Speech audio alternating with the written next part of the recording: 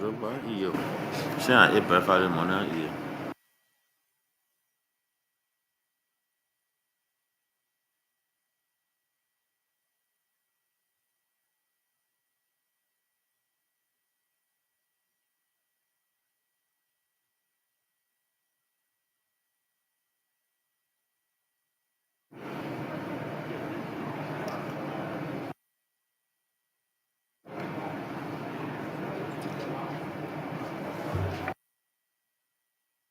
Tested. It Yeah, I'm just testing. 1, 2, sound check, 1, 2.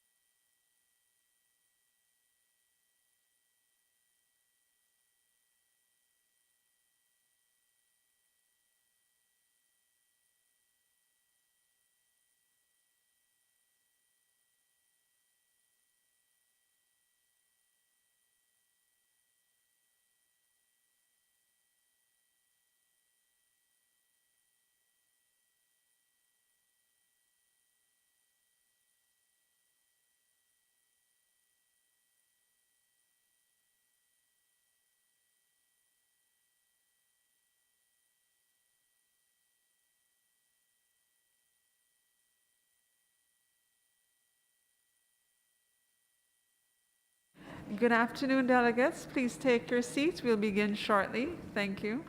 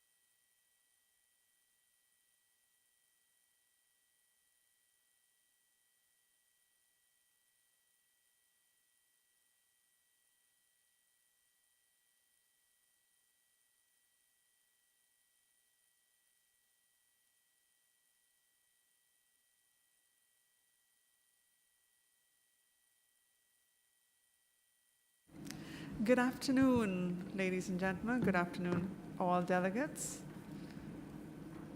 We are about to resume. We are beginning our next afternoon session for Working Group 2.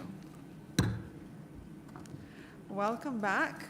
I hope you had an extra helping of Spirit of Compromise while you're having your midday meal. And I hope we're ready to begin. Thank you. So now we will resume looking at CRP 8, which has the title Detection and Identification of Living Modified Organisms. We had para 3 asking two of our honorable parties to work together to come up with compromise text.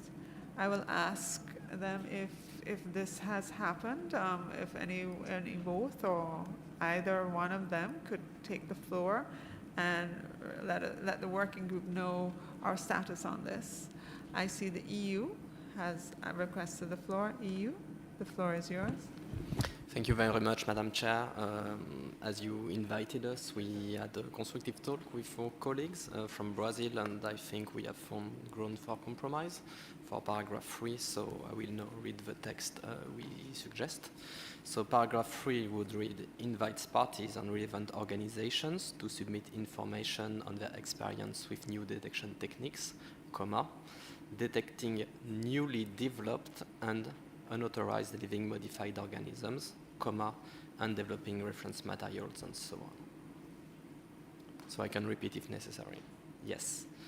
So the beginning of the sentence is the same, with new detection techniques, detecting newly developed and unauthorized living modified organisms, then we delete including those resulting from new technologies, and the rest of the sentence stays the same. Thank you. Thank you, EU. Thank you, EU and Brazil, for working on this. I appreciate your spirit of compromise and your efforts. I put this new paragraph 3 to the working group and ask if we have common understanding and if we can approve this. I see no request for the floor, so therefore para 3 is approved. So now I would like to approve the entire CRP 8 on detection and identification of living modified organisms, and an LGOT document will be prepared for consideration by the COP. Thank you very much.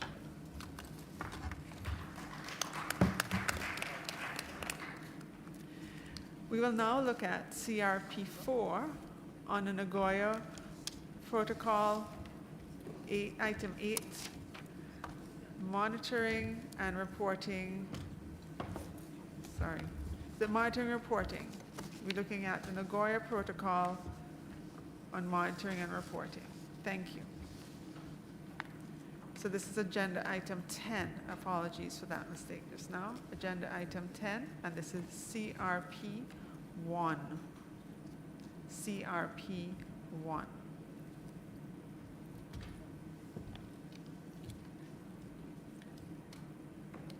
Could you just give me a minute, please?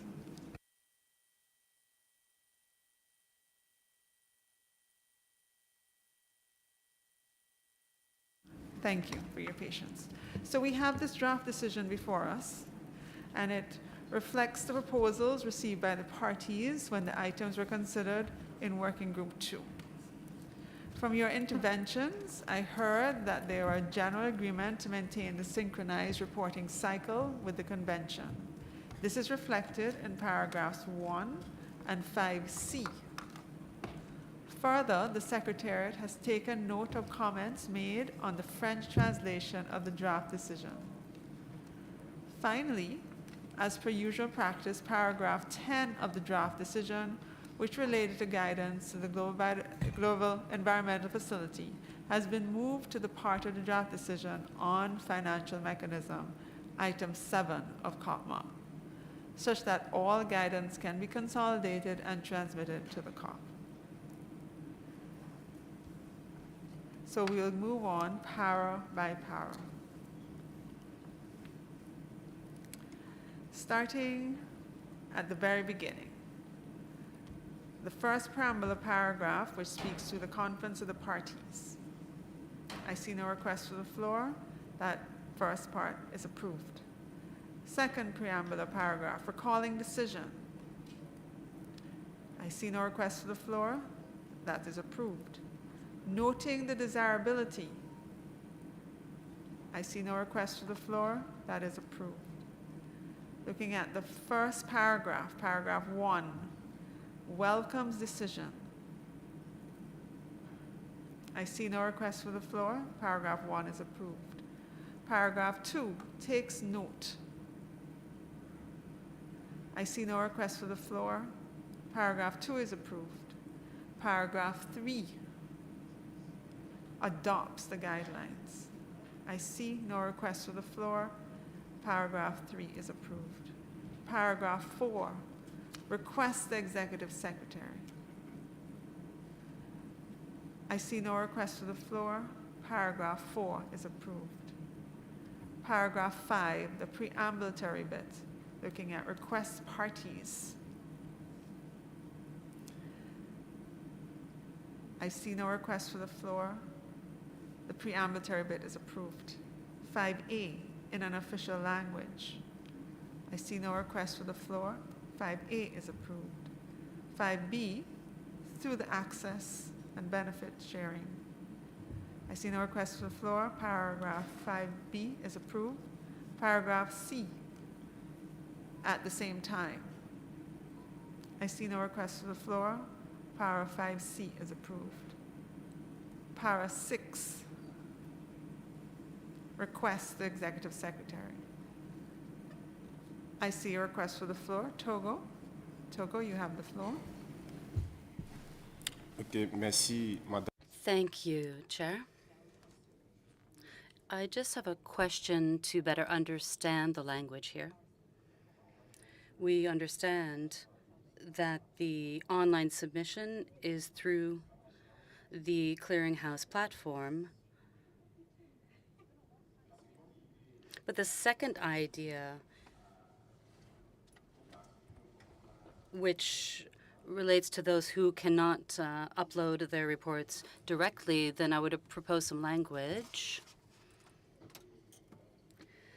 Say, request the executive secretary to assist the parties for which direct online submission of the national report through the access and benefit sharing clearinghouse is technically not feasible to publish, then adding, so to publish after not feasible, and then the rest would be as it is. Thank you, Chair.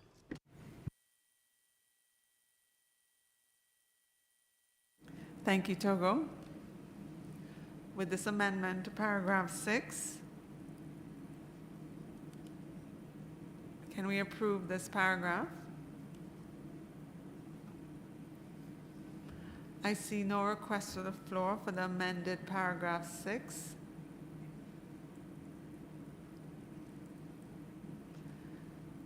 So paragraph 6 amended is approved.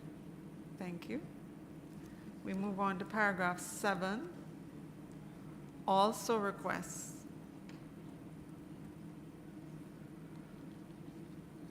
I see no request for the floor. Therefore, paragraph 7 is approved. Paragraph 8, decides to keep. I see there's a request for the floor from Malawi. Malawi, you may have the floor. Thank you, Madam Chair. With regards to paragraph 8, Malawi had submitted in its written submission a concern about the reporting format and supported the need to keep it under review, specifically because some articles of the Nagoya Protocol were not reflected as themes for requiring reporting. Specifically, I can mention, for example, Article 4. So we would like to include the submission that we had earlier on given to the Secretariat and presented in the initial discussion. And therefore, for paragraph 8, after the experience gained, we should include and to reflect all articles of the Nagoya Protocol in the reporting format. so that it takes into account that when we are reviewing, we should also include a requirement to report on other articles that we feel are important, like Article 4. Thank you. Thank you, Malawi. We'll have the Secretary read out the addition to Para 8. Thank you.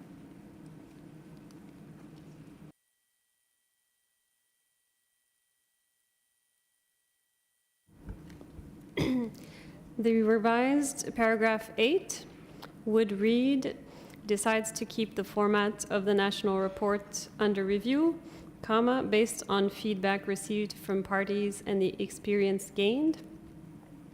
And 2, reflect all articles of the Nagoya Protocol in the reporting format.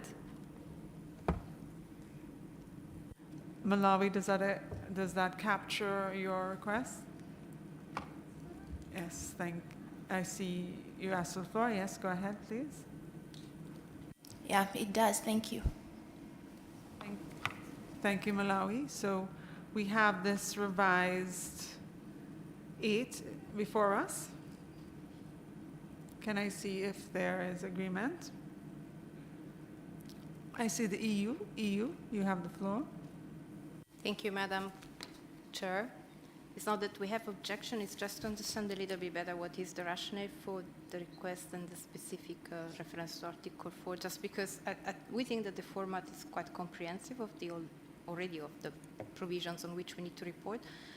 I'm not sure actually on Article 4 what we will have to report, so just to clarify a little bit. Thank you, EU. Would Malawi care to come back to the floor to provide the explanation again, please? Malawi, thank you. You have the floor. Thank you. For Article 4, it was just one of the examples of the articles that we saw that are missing to be reflected in the reporting. Otherwise, the rationale for us is that our reporting should assist in assessing the effectiveness of implementation of the Nagoya Protocol. And if we are doing that, then we would need to report on all the articles, on how parties are implementing the other articles of the protocol, so that when we are assessing the effectiveness, it's just not for specific articles, but we look at all the relevant aspects of the protocol. So that was just, we specified that as one of the articles that we felt was missing in the theme, but we wouldn't want to leave out aspects that we feel are important for assessing the effectiveness of the implementation. Thank you, Malawi. So with that explanation and the revised 8, are we able to approve this paragraph?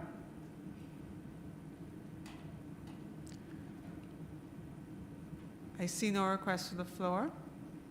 The revised paragraph 8 is approved. Thank you. Paragraph 9 urges parties to provide complete and accurate. I see no request for the floor for paragraph 9. Therefore, paragraph 9 is approved. Permit me to take the whole entirety of the annex into consideration now. I bring before you the entire annex, looking at the guidelines and format for the first national report on the implementation of the Nagoya Protocol. It has the overview, which has the first 4 paragraphs, and it has the content and structure of the report. And then it has the outline. Sorry, it has the submission of the report, and then we see the format right after that. I see no requests for the floor. May I consider that we have no requests for the floor, therefore the annex is approved. This means then that this CRP, CRP1 on monitoring reporting is approved. An L document will now be prepared for consideration by the COP. Oh, sorry, I see a comment from Togo. Togo, please, you have the floor. Oui. Yes, thank you, Chair. With the experience that we had During the intermediate report, we noticed, when we were submitting it, we noticed that there was relevant information here because we measured both what we had achieved but also what was lacking. So if it's possible, could there be a justification where it says no, perhaps justification as to why it was not implemented, and thus we can see how to improve for the next time. So this would be for details to be provided for yes and for no. Thank you.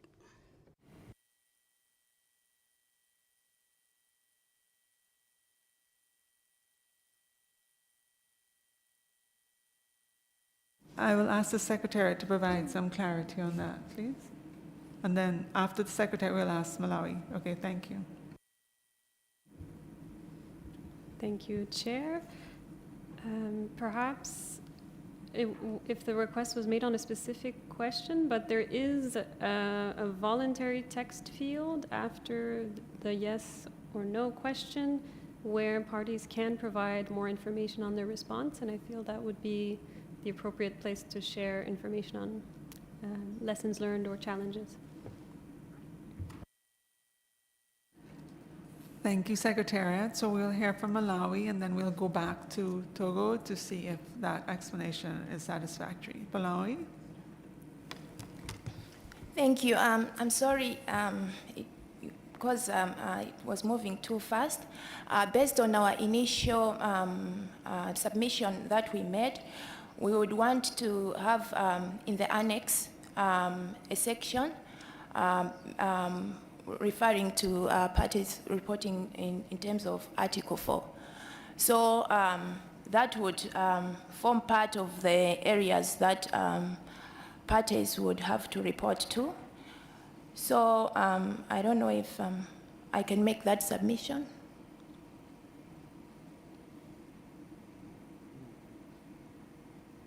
Okay, thank you, Malawi. Just give us a minute. So let us first ask Togo if that explanation was sufficient, and then we will come to this new addition so you could read your text for us. Is that okay? Thank you. So Togo, coming back to you. So the Secretary provided an explanation indicating that if it was a no, you could voluntarily add more text in all of the fields. Is that satisfactory to your clarification question?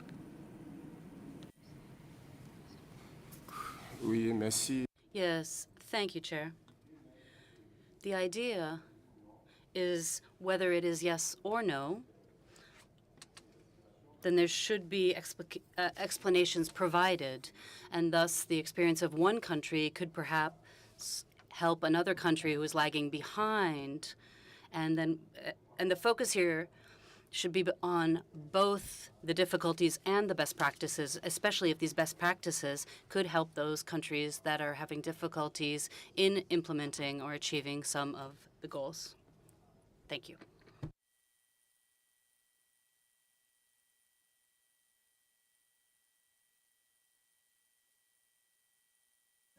Give us 1 minute, please.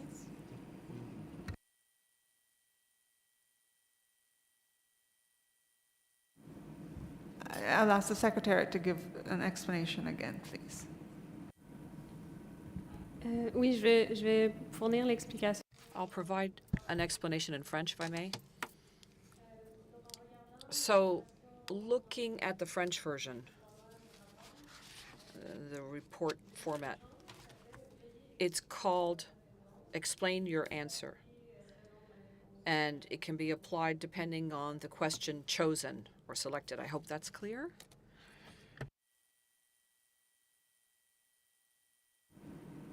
Togo, is it clear? We just want to make sure we resolve this thing with you. Togo, you have the Oui, floor. okay. Take Article 13.2. I'm not sure what page it's on. I think it's on page 4. This is just as an example, by way of example. It says your country has your country designated at least one competent national authority? Yes, box, no. And then please provide more information on your response and a summary of difficulties and challenges encountered. Is this, if we tick off yes or no, that's clear. If you've answered yes, then you go to the next question and answer that. I think it would be ideal if it's either yes or no, you still provide details. All parties can help each other. Even if it's a yes and there weren't any challenges, that can also be helpful. Thank you.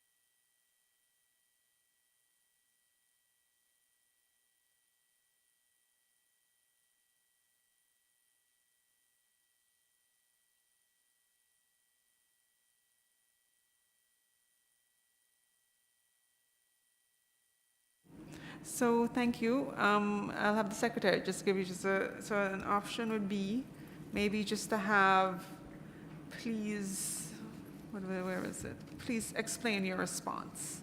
And then it's not for whether you say yes or no, it's for both. It would be you explaining why it's yes and why it's no.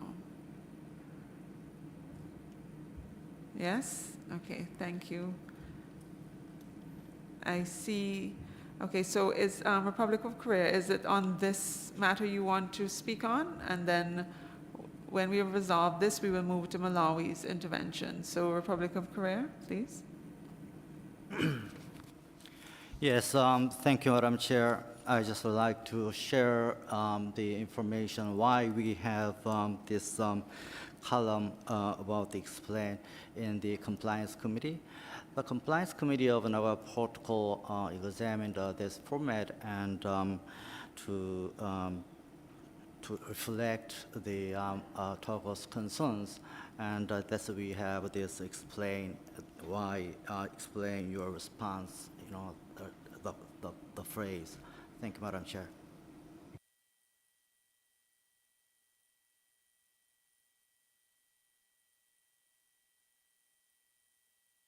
Thank you for the further explanation, Republic of Korea. So Togo, are we okay now? Is this okay? Oui, oui. Yes, that's good. Thank you. Thank you for your spirit of compromise. So we ask Malawi now, and please indicate clearly where you wanted textual additions. Thank you. Please give the floor to Malawi. Thank you, Madam Chair. We would want to place a new section in the questionnaire, and this one would be headed Specialized Access and Benefit Sharing Agreements. And then the question would be, has your country taken or is taking any step towards the development and or implementation of specialized access and benefit sharing instrument, including information on the specific genetic resource covered by and for the purpose of the specialized instrument. And the responses, we could have options, yes to some extent, no, and then an explanation. This is just to make sure that we are also reporting on how parties are undertaking any actions on this article. Thank you. Thank you, Malawi. I'll ask the Secretary to read it for us, please.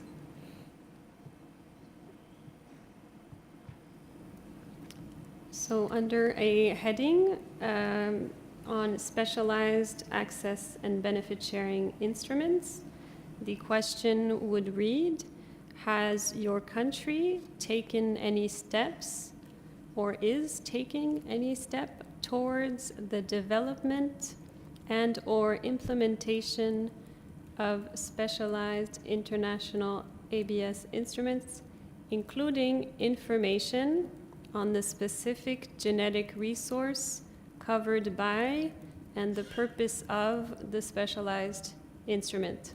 I hope that's correct, Malawi. Malawi, you have the floor, please.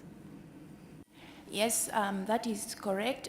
Only I had an omission after access and benefit sharing instrument to include that is consistent with the objectives of the convention and the protocol.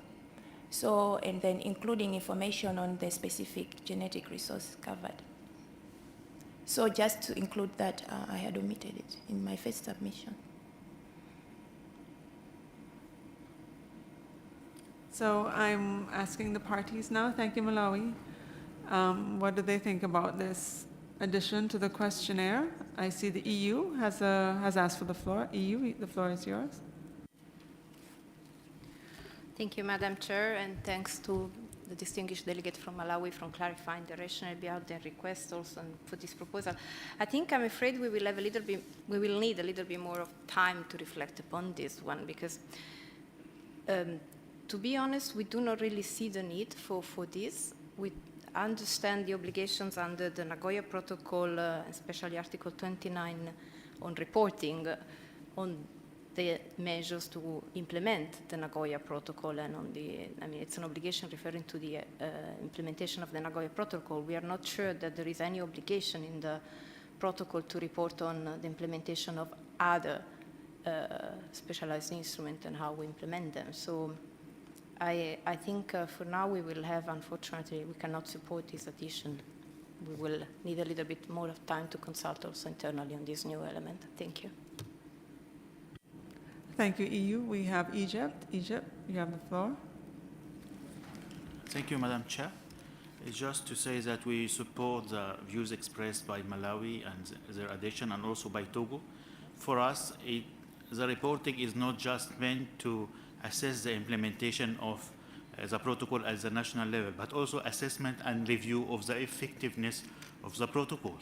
We have seen many articles have been there, but they have not been functionalized.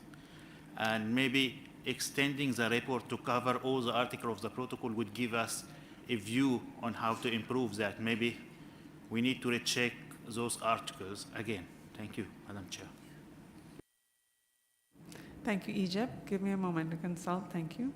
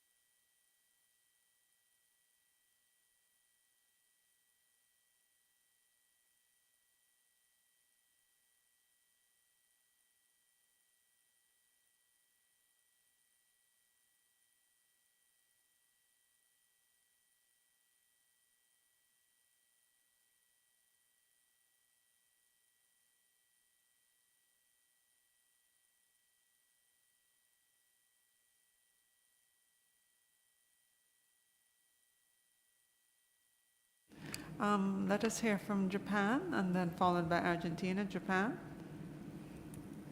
Thank you, Madam Chair. Japan supports the intervention made by EU. Thank you. Thank you, Japan. Let's hear from Argentina now, please.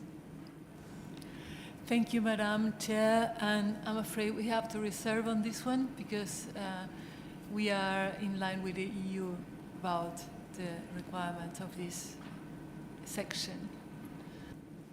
Okay, thank you. So give us a minute again. Thank you for consultation.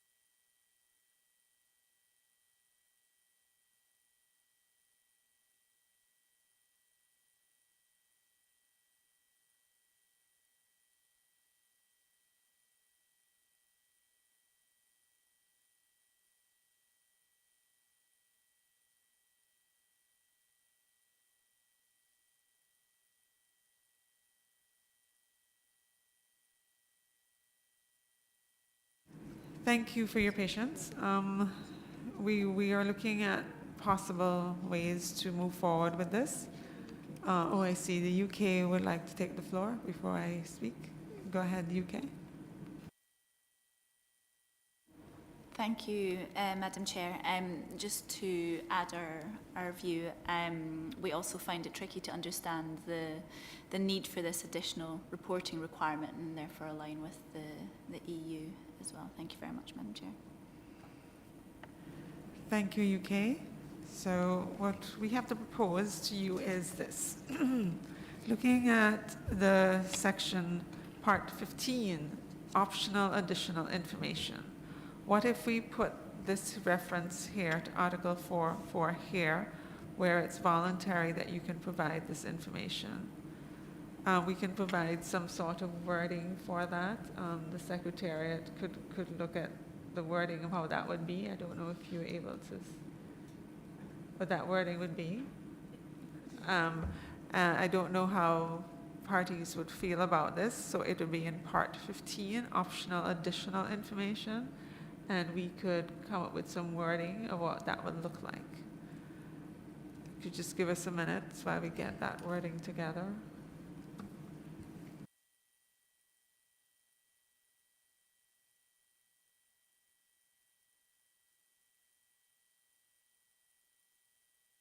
So therefore, I'll first ask Malawi to take the floor and say, what are your thoughts about moving it to your request to part 15 on the optional additional information, and we could add it there. What would your thinking be on that? Is that something that you could live with? And then we will ask the other parties. Yes, Malawi, you take the floor, please.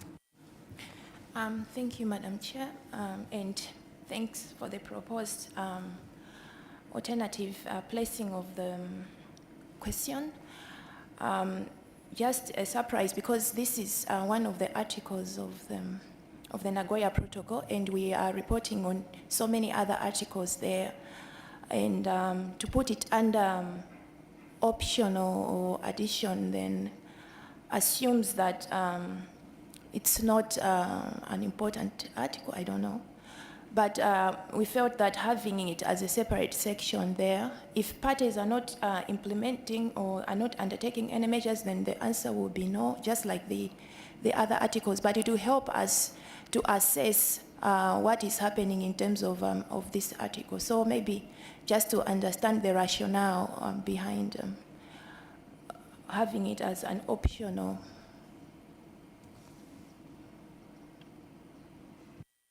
Okay, thank you, Malawi. So therefore, I will propose that if Malawi and the EU could work together on this to come up with a possible solution on the way forward. Therefore, we would have to park the CRP and move on to the next. But is it possible that you can get, I see Argentina has asked for the floor. Sorry for taking the floor again, Madam Chair. But I wish to remind us that we also have DIRFA, among other specialized instruments. So this could also mean that we are having double reporting, and we find it a bit awkward. So I'm afraid this will not work for us, but we can listen to proposals, but I'm afraid it will be very unlikely that we accept further reporting. Thanks. Thank you, Argentina. We'll now hear from Egypt. Egypt, you have the floor. Thank you, Madam Chair, but it's not just related to Article 4. We think there may be a need to add a section in the report on additional information concerning articles that are not covered by the question, maybe as a separate section, to capture such information. So it's not related to Article 4 only, but all the articles that has not been covered by question under the report format. Thank you. Thank you, Egypt. Let us hear from Republic of Korea now. Thank you. Thank you, Madam Chair. Korea cannot find any word in the Nagoya Protocol which indicates the reporting of the specialized international instruments. So Korea echo the views proposed by previous speakers. Thank you, Madam Chair. Thank you, Republic of Korea. I see Malawi is coming back to us. Malawi, you have the floor. Thank you, Chair. Maybe we could go along with the proposal by Egypt, having a section that addresses all those elements of the protocol that have been left out from the questionnaire. And one of them would be the one that has been, we have proposed to be included. Because we still feel that if we are assessing the implementation of the protocol by parties, then it has to be holistic, not isolating issues and leaving out others. Thank you, Malawi. Would Egypt be able to provide some text for us to move forward? Egypt? You have the floor. It's just a language that to add a section in the report on additional information concerning articles that has not been covered by questions in order to assess the effectiveness of the protocol and not just the implementation on national level. Thank you. Could you repeat that again, please? Egypt, you have the floor, yes. To add a separate section in the report on additional information concerning articles that are not covered by questions in the national report to have a holistic assessment of the effectiveness of the Nagoya Protocol and not just the implementation at the national level. Thank you.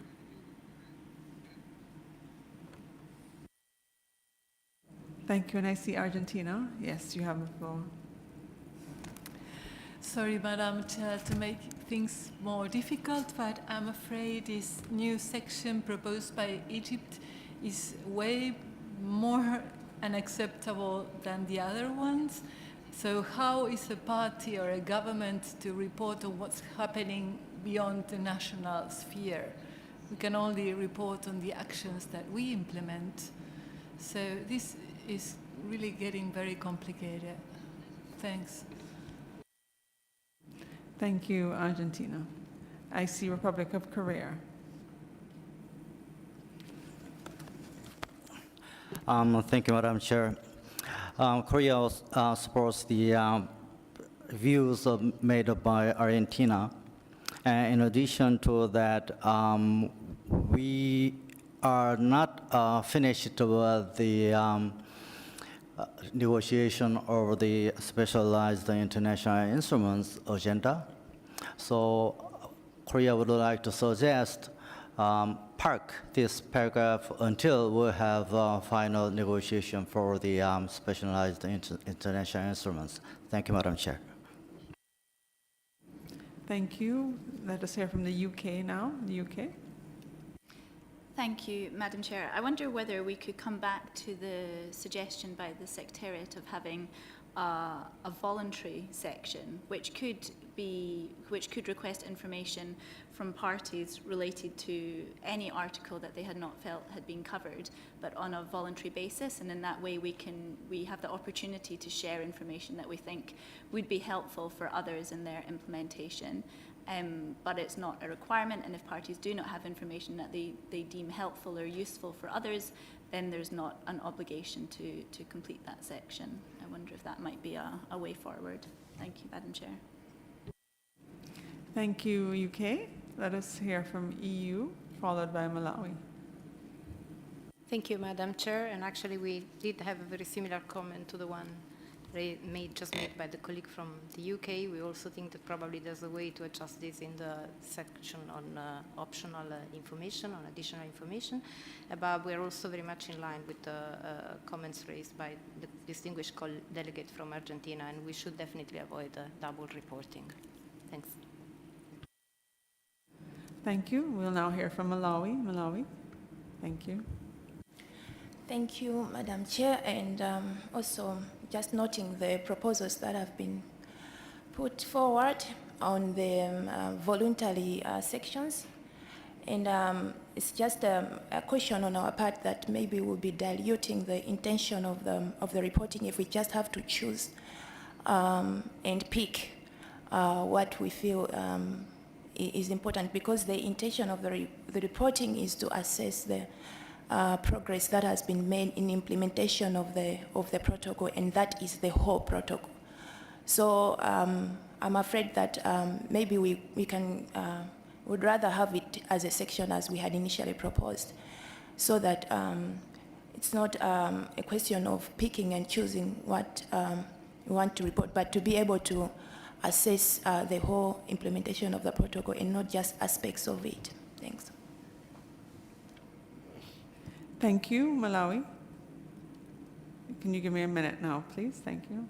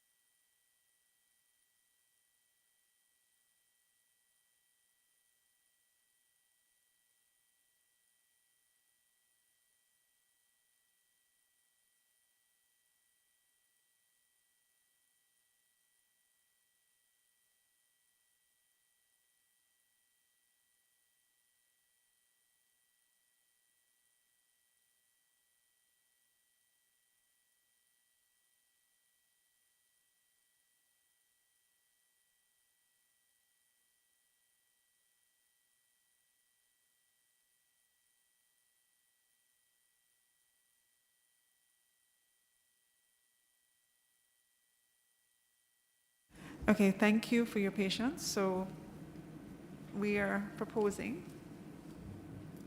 that 4 parties come together, the EU, Argentina, Malawi, and Egypt, to come together and huddle over this and work through a way forward for us to move on this CRP and come back to the working group at the end of the working group. So then we would park CRP 1 on the Nagoya Protocol and move on with the other CRPs, but we would hear you at the end of the working group. Is this proposal acceptable to those 4 parties we're asking to work on this compromise text? Is this something that is acceptable to you? I see nods by EU, Argentina. I see Malawi. I can't find, oh, Egypt is over. I see nods. Thank you so much for your compromise spirit. So the working group looks forward to hearing this great, innovative way of moving forward on this particular CRP at the end of this working group today. Thank you. So we'll now move on. So at present, we are parking CRP 1 of the Nagoya Protocol. Thank you.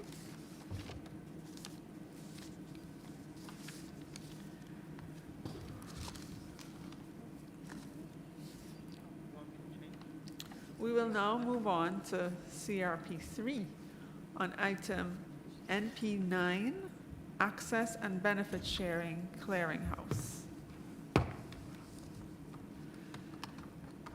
So let us turn our attention to this particular CRP on Access and Benefit Sharing Clearinghouse. We have before us a draft decision which is reflecting proposals received by parties when the item was first considered in Working Group 2.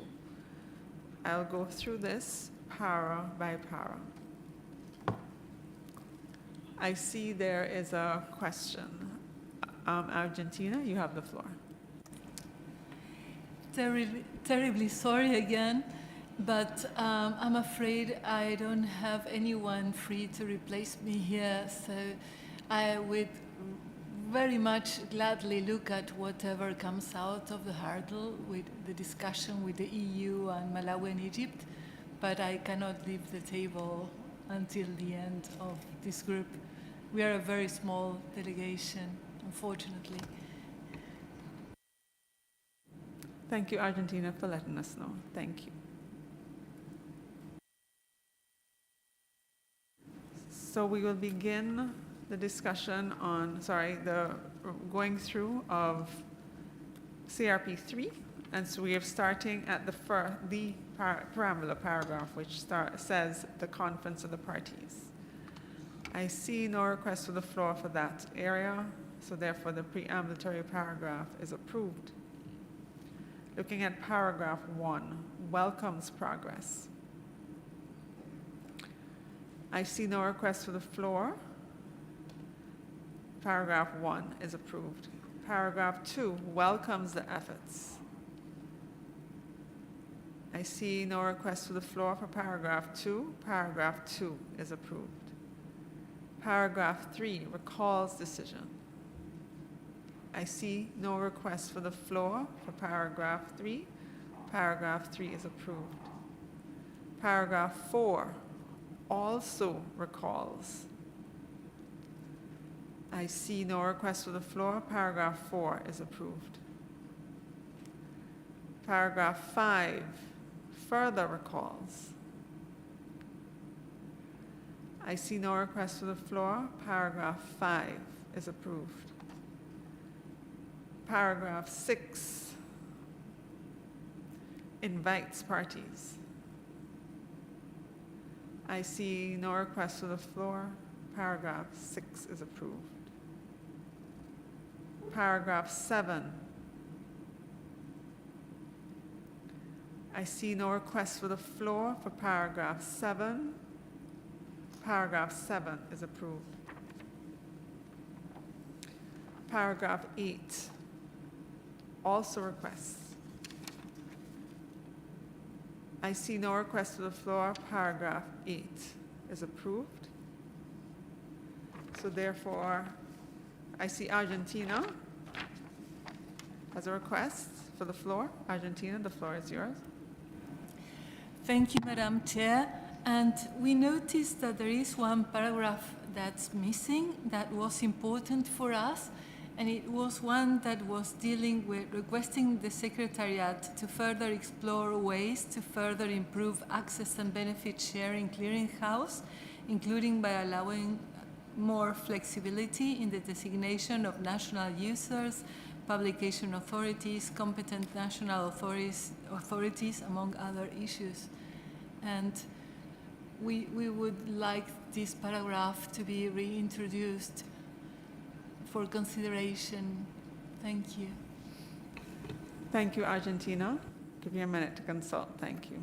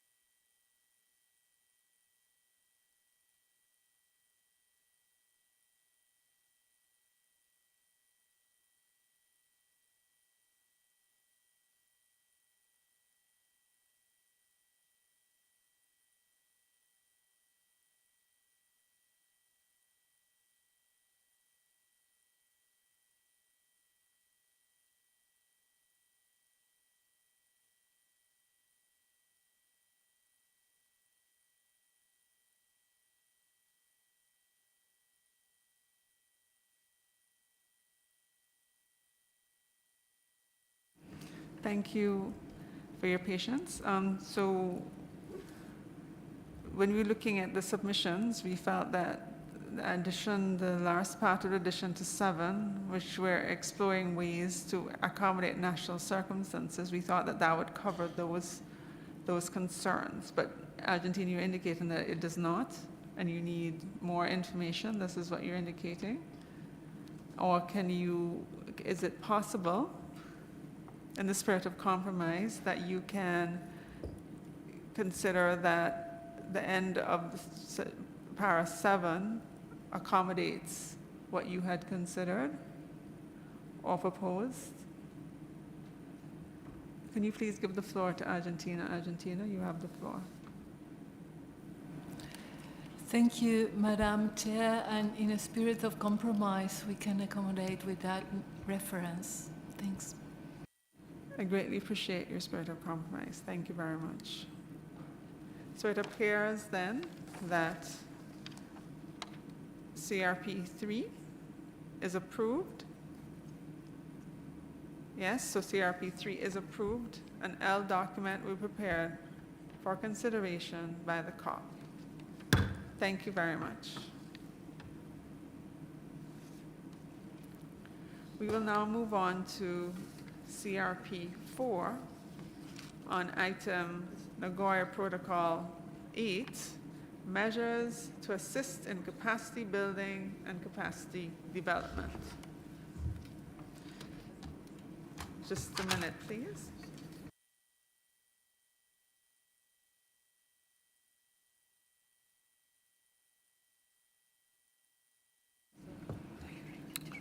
Prior to looking at this in detail, forgive us, we need to make a correction, so I'll ask the Secretariat to indicate what that correction is before we go through this particular CRP. Secretariat, you have the floor. Thank you, Chair. We just wanted to alert the delegates that in the annex there's been an editorial mistake with a few brackets floating around in subparagraph B.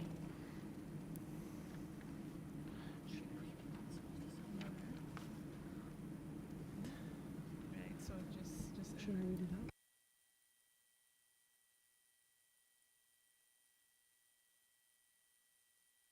So there are some brackets there that should not be there, and the way that the paragraph should read is, this is subparagraph B in the annex. Enhancing the implementation of the provisions on compliance with domestic legislation and regulatory requirements on access and benefit sharing, monitoring the utilization of genetic resources, including the designation of checkpoints, as well as the provisions related to indigenous peoples and local communities. Thank you. Thank you, Secretariat. Just making sure that the parties got this. So we will, again, when we get to the annex, say it again so that we are sure that we understand what we are approving. Please, thank you. So let us begin. So we have a draft decision before us, which includes a combination of text previously adopted at SBI 3 and proposals received by parties when the item was first considered in Working Group 2. Again, I would encourage you not to reopen issues that were adopted at SBI 3 or came directly from the decisions, for example, priorities A to E. So let's begin. Looking at the preparatory paragraph, the conference of the parties. I see no request for the floor. That is approved. We'll now go through Section A, capacity building and development to support the effective implementation of the Nagoya Protocol. It has its own parliamentary paragraph, the conference of the parties. I see no request for the floor. I see no request for the floor. That has approved. So we look at paragraph 1. Takes note of the findings. I see no request for the floor. Paragraph 1 is approved. Paragraph 2, endorses.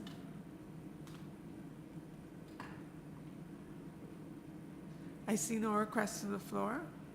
I see a request to the floor. Togo? Togo, you have the floor. Ok, merci. Thank you, Chair. In the French version, we would propose the word development instead of creation of capacity. I think that the word development is good here, and I think it's been used throughout the document, so I think it should be harmonized in that way. Thank you. To clarify, so it would say endorses the long-term strategic framework for, in this French version, for development building instead of capacity building. In the French version, it will stay as capacity building. In the English version, is this what I'm hearing? Togo, can you come back, please?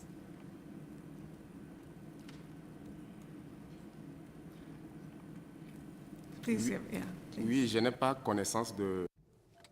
I'm not quite sure. I don't know anything about the English version, but in the French version, they say the creation of capacity. So perhaps it's just a disparity between the two texts. It says creation of capacities. Thank you. We'll take note of the comment because in the English version, no, I understand your issue. Right, so we'll take note of this and we'll fix it in the French version. Thank you very much. With that in mind, I then ask if there are any other concerns with Para 2. I see no more requests for the floor. Paragraph 2 is approved with that in mind in the French version. Paragraph 3 welcomes. I see no requests for the floor. Paragraph 3 is approved. Paragraph 4 takes note.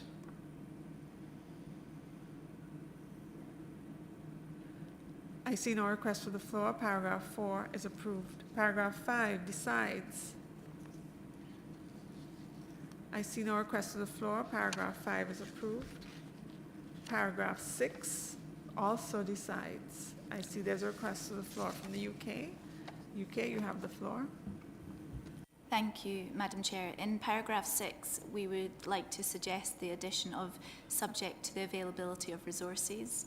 So it would read, also decides that the Informal Advisory Committee, subject to the availability of resources, will hold one meeting and then continue as written. Thank you, Chair.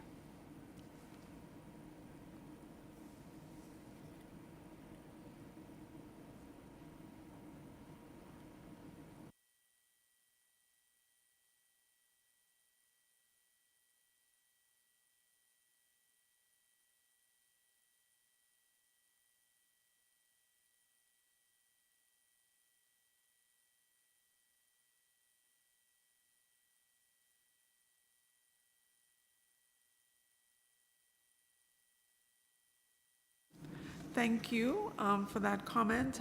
The Secretariat has something they would like to raise regarding that issue.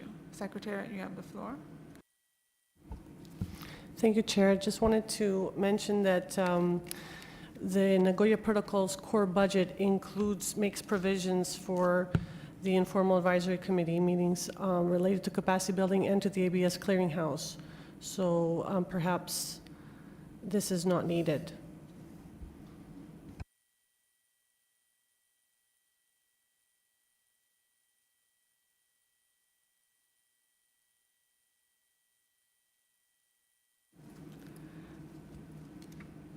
Just want to hear your thoughts on that, please. Can you come back, please? Thank you, UK. You have the floor.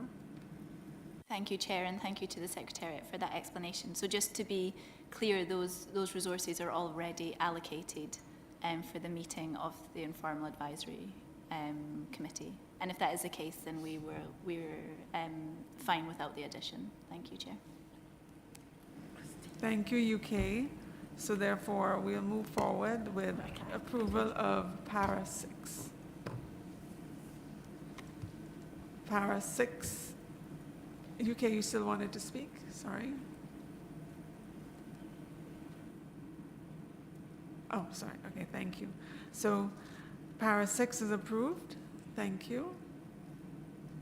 Para 7, the preambulatory part, urges parties. I see no request for the floor for that part. Therefore, that part is approved. Para 7A, to expand their efforts. I see no request for the floor. Paragraph 7A is approved. 7B, to continue. I see no request for the floor. 7B is approved. Para 8, requests the Executive Secretary. I see no request for the floor. Paragraph 8 is approved. We move to section B, awareness raising. Looking at the preambulatory part, the convents of the parties. I see no request for that bit. That bit is approved. Paragraph 1 under section B, welcomes.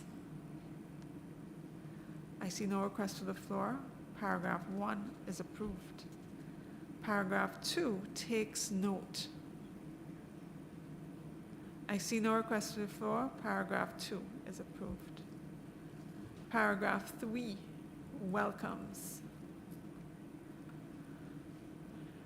I see no request for the floor. Paragraph 3 is approved. Paragraph 4 encourages.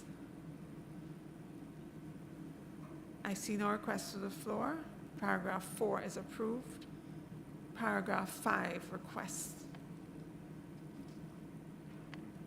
I see no request for the floor. Paragraph 5 is approved. Paragraph 6.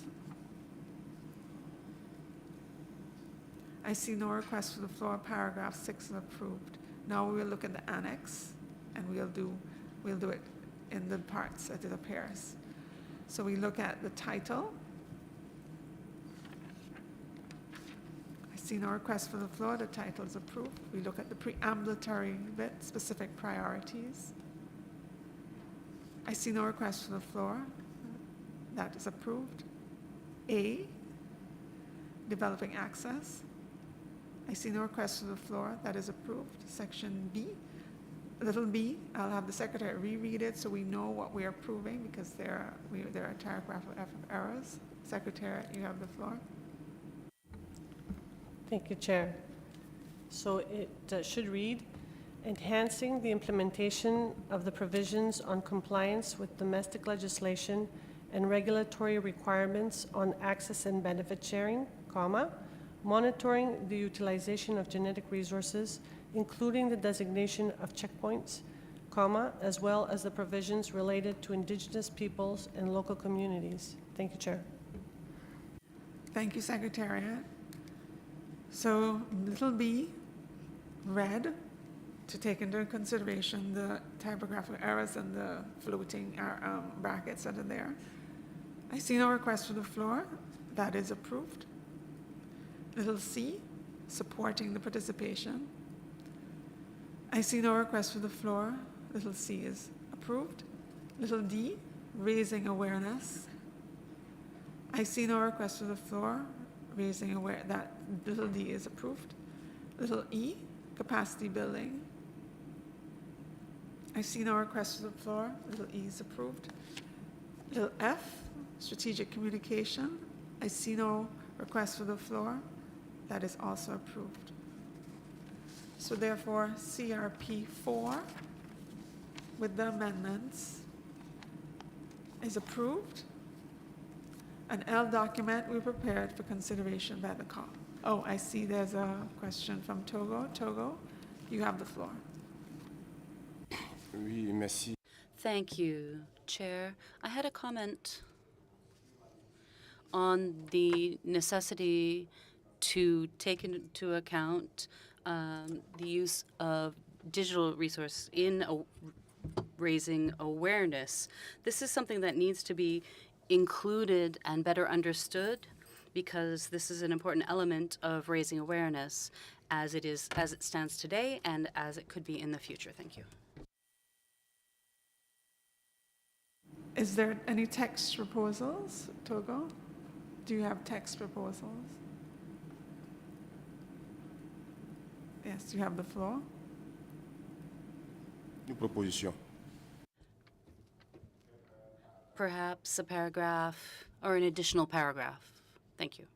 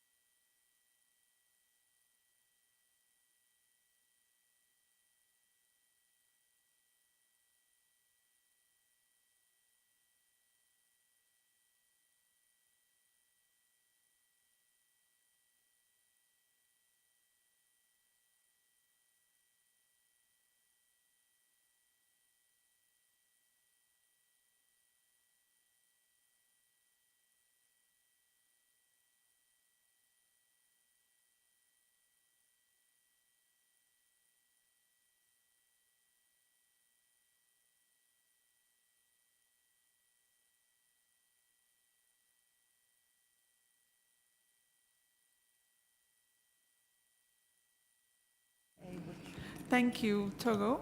So we think that if you need to add a para, it would be under section B, under awareness raising. That may be the best fit. But then do you have the words? Do you have the actual text that we can look at? Togo, you have the floor. Okay, merci, madame. Thank you, Chair.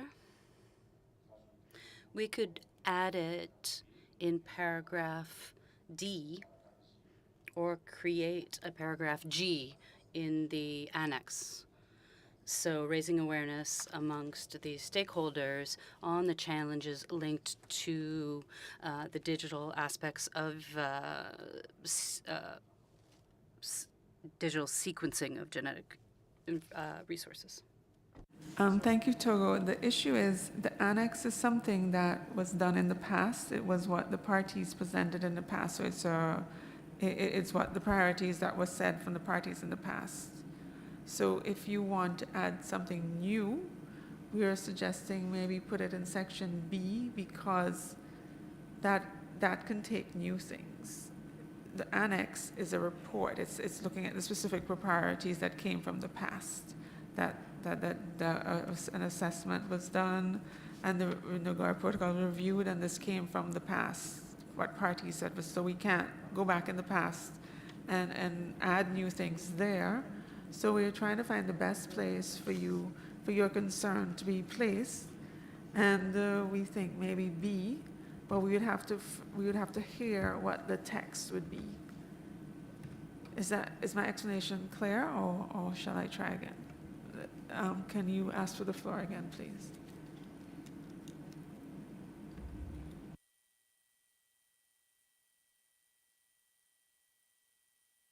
Can you give the floor to Togo, please? Oui, merci.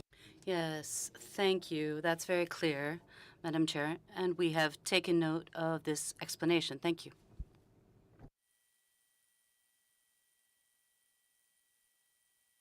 So does this mean you're withdrawing the addition? Just seeking clarity, Togo? Okay. Okay, I see we're having some bilateral, so we give it a minute. Thank you for your patience, parties.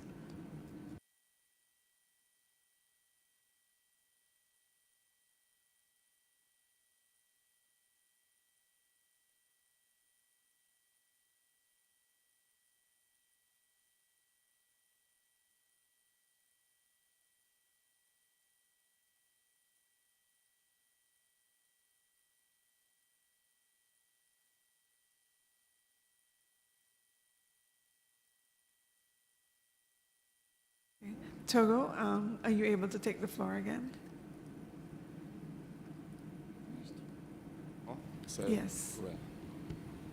So based on what you said just now, we're asking, is it that you're withdrawing or you want to have text? Can you please clarify?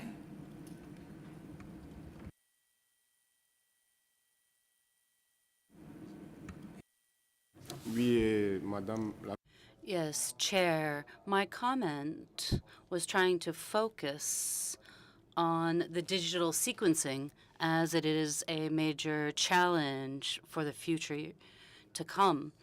And as was explained in section B, if we could have a new paragraph to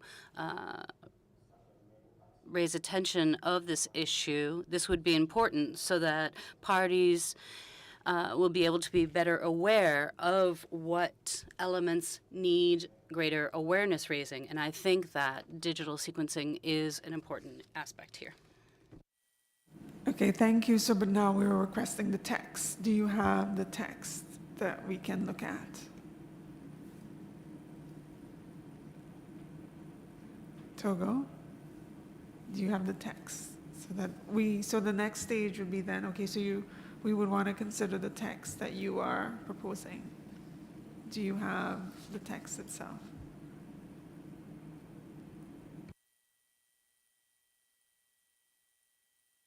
Togo, you have the floor. Okay, merci, Madame. Thank you, Chair.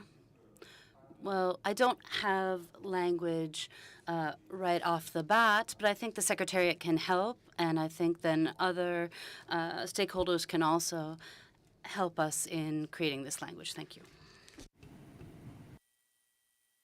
Thank you. Let me consult, please. Thank you.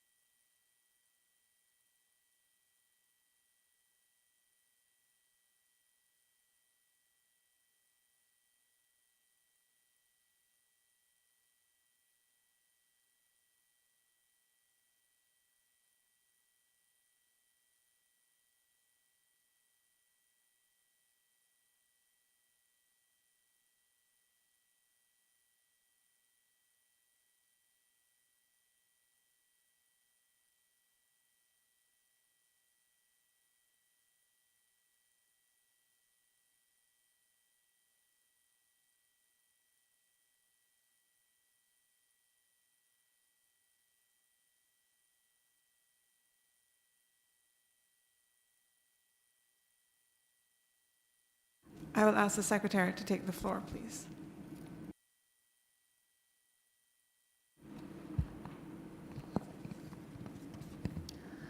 Thank you very much, Chair. Yes, we have heard the interventions from the distinguished delegate from Togo concerning the proposal to have an additional insertion into this draft decision. However, it's our understanding and recollection that this idea was not raised during the first reading of this agenda item, which is the point in time in the procedures when all new proposals should be tabled for inclusion in a draft decision document. And furthermore, beyond that, at this stage, to incorporate new text into a draft decision, there needs to be a specific text proposal made in order for text to be added. It's not up to the Secretariat or others to draft proposals to reflect the the views of parties or the ideas of parties. So at this stage, it's difficult to see how the proposal could be taken up, although we do note that there's a footnote in one of the paragraphs that also includes aspects related to digital sequence information, so perhaps this would be sufficient. It's a document that already went to the first meeting of the subsidiary body on implementation and addresses that matter, so perhaps that would be sufficient to satisfy Togo's wishes. Thank you. Togo, so thank you. So just to reiterate that the evolving decision on DSI has a proposed element in capacity building. And I would then ask you, bearing in mind all of this information, if you are willing to withdraw your proposal, please, looking at the rules of procedure.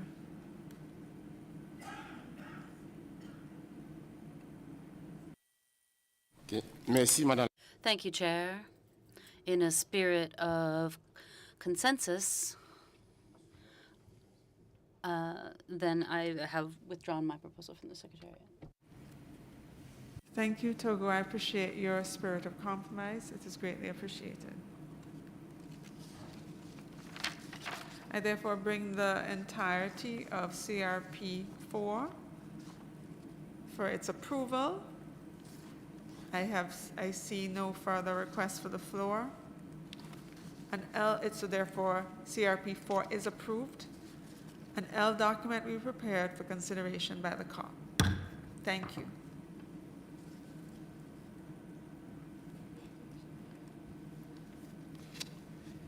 We will now move on to CRP 2 on item Np7 Financial Mechanism and Resources.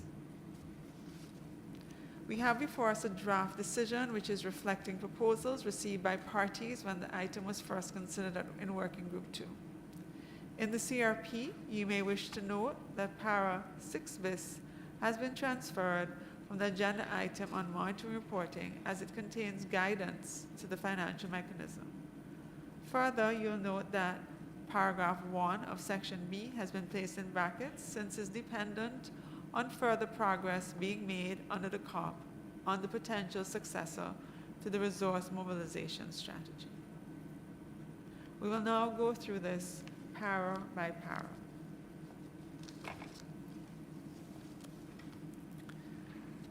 Section A, the financial mechanism, the preambulatory area, the conference of the parties.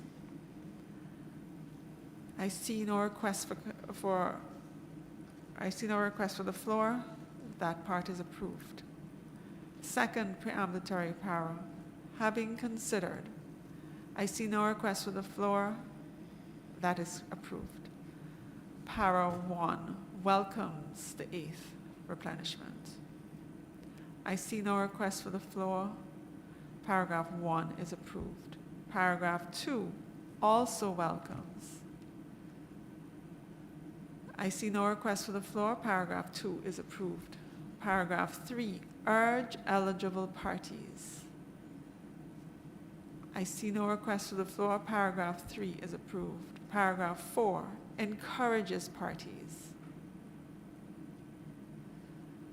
I see no request for the floor. Paragraph 4 is approved. Paragraph 5, requests the executive secretary. I see no request for the floor. Paragraph 5 is approved. Paragraph 6, the preambulatory bit, recommends. I see no request for the floor. That part is approved. Paragraph 6A, specific priorities. I see a request for the floor, the Syrian Arab Republic. You have the floor.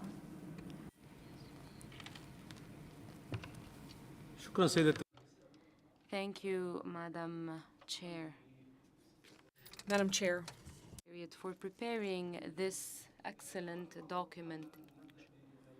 Before we start with paragraph 6, I would like to add to paragraphs A, B, C, paragraph D on the management on knowledge of genetic resources. This is important to implement item B on the sharing of benefits to support the integration and mainstreaming of access and benefit sharing in biodiversity and sustainable development. Thank you.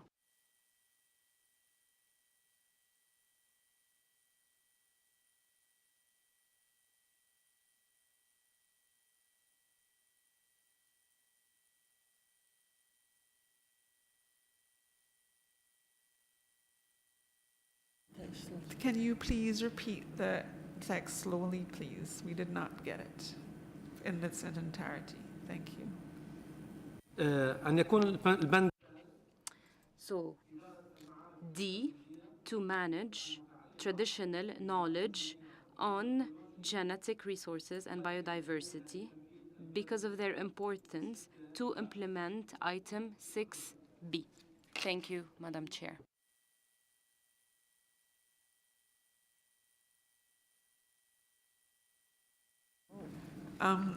One more time, sorry. Be patient with us one more time. Thank you. Thank you. Syria, you go ahead. إدارة To manage traditional knowledge related to genetic resources and biodiversity due to their importance in the implementation of 6B, item 6B or article 6B.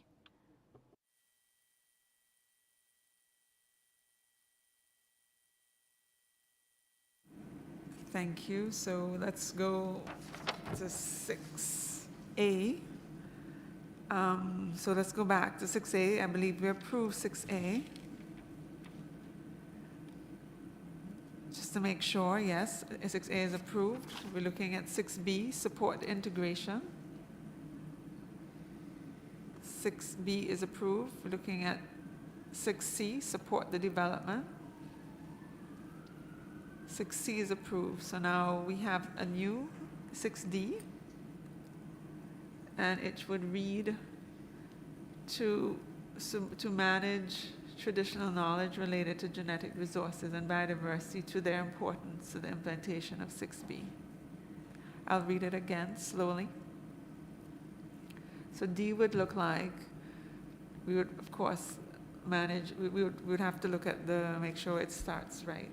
So to manage traditional knowledge related to genetic resources and biodiversity due to their importance to the implementation of 6B. Okay, so yes, support the management. So we're getting it correct grammatically, right? So D would look like support the management of traditional knowledge related to genetic resources and biodiversity due to their importance in the implementation of 6B. Do we have any requests for the floor for this? For Syria's proposal? It appears not, so I see the UK. The UK, you have the floor. Thank you, Madam Chair. I wonder if we could just have a couple more minutes to consider this proposal. Thank you. And I will read it again. So 6D would say, support the management of traditional knowledge related to genetic resources and biodiversity due to their importance to the implementation of paragraph B above.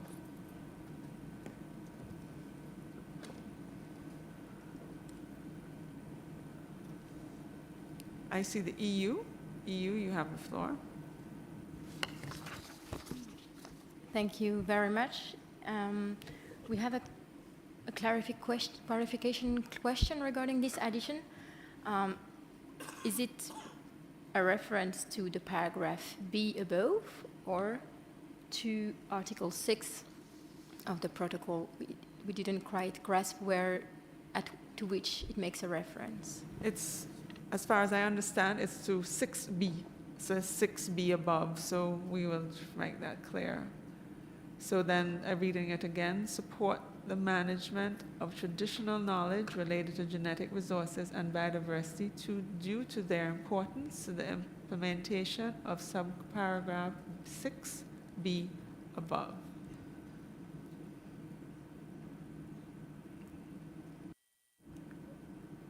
Let it sit for a minute so parties can take it in.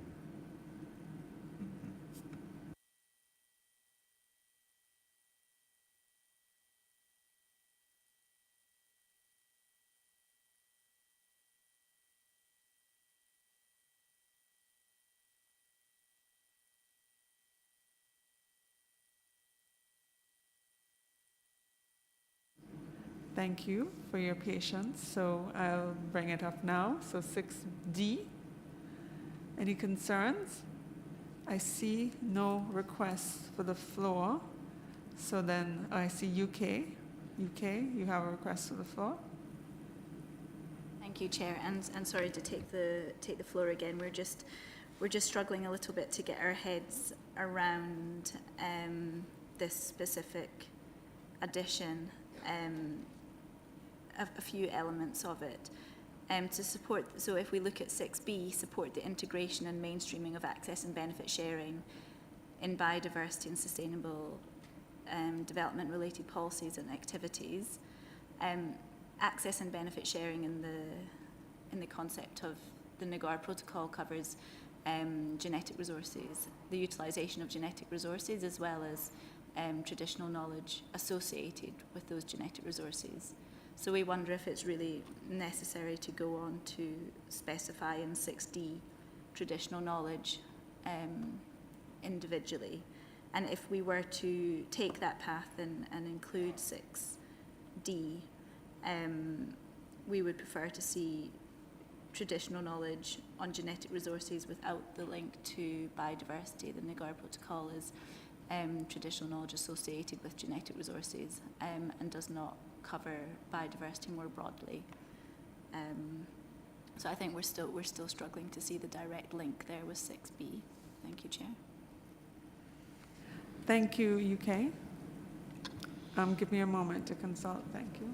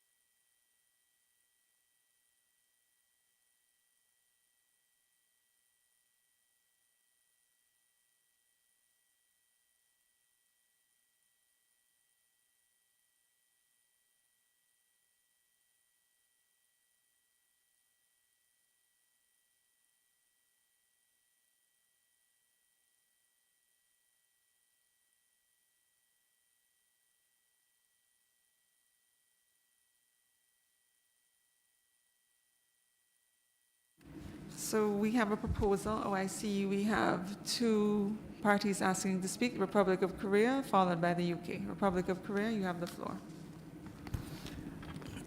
Thank you, Madam Chair. Korea supports the comments made by UK and also the new proposal, including the management of traditional knowledge associated with genetic resources and biodiversity is a new idea, I believe, because paragraph B is taking care of integration and mainstreaming of access and benefit sharing in biodiversity. However, the paragraph D, new paragraph, is dealing with the management of traditional knowledge.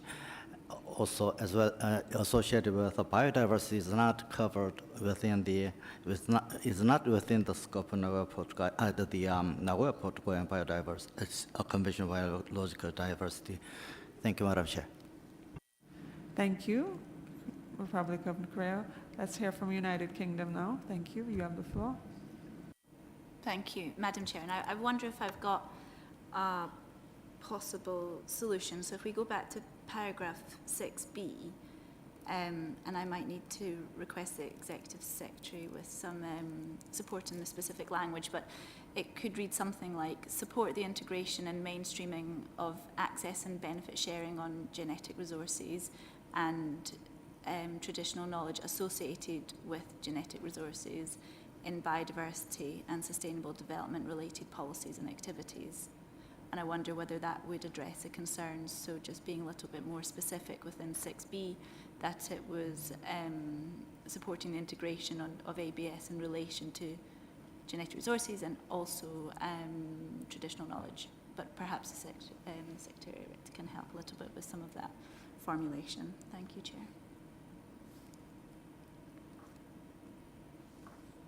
Thank you, UK, for that proposal.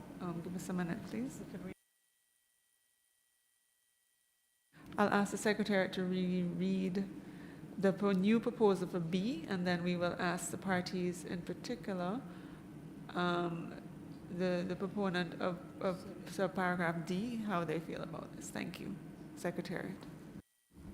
Thank you, Chair. With the proposal from the UK, the subparagraph B would read, support the integration and mainstreaming of access and benefit sharing on genetic resources and traditional knowledge associated with genetic resources in biodiversity and sustainable development related policies and activities. Thank you, Chair. I'll read it again slower. Support the integration and mainstreaming of access and benefit sharing on genetic resources and traditional knowledge associated with genetic resources in biodiversity and sustainable development related policies and activities. Thank you, Secretariat. So I will ask Syria, does this capture your concerns? Is this compromise text proposed by the UK something that you can live with? Syria? Yes, you have the floor. Madam Chair, in fact, traditional knowledge are a very important part of applying Nagoya Protocol. If we wanted to mainstream the benefit sharing, it's important to find a mechanism for managing such traditions in order to ensure that it is a fair and equitable sharing of the benefits of genetic resources.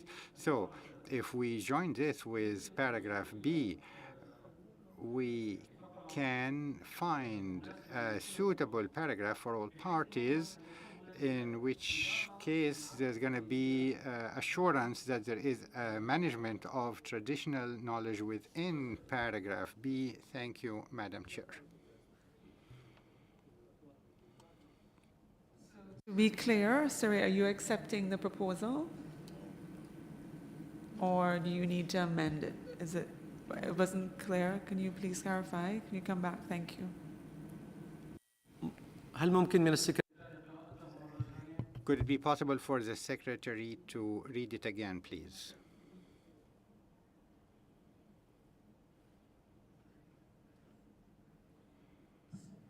The integration and mainstreaming of access and benefit sharing on genetic resources and traditional knowledge associated with genetic resources in biodiversity and sustainable development related policies and activities.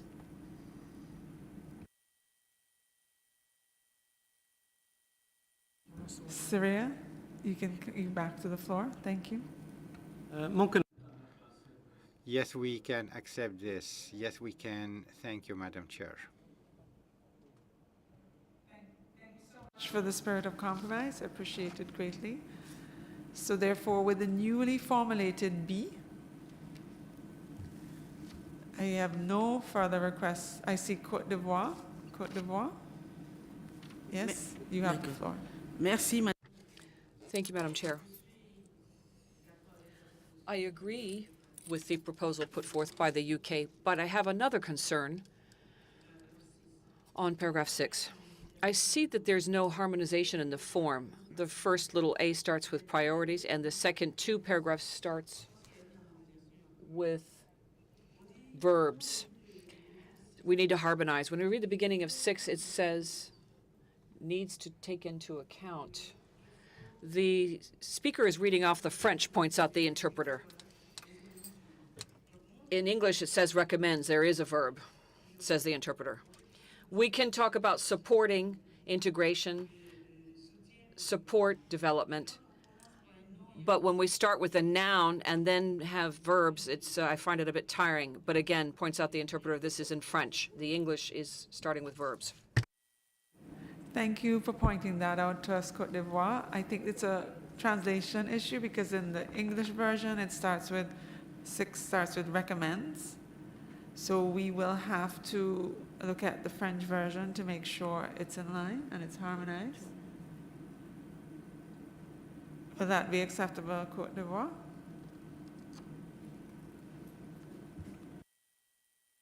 You have the floor. C'est bon, it is okay. Thank you. Thank Greatly you. appreciated. So therefore, we will move on.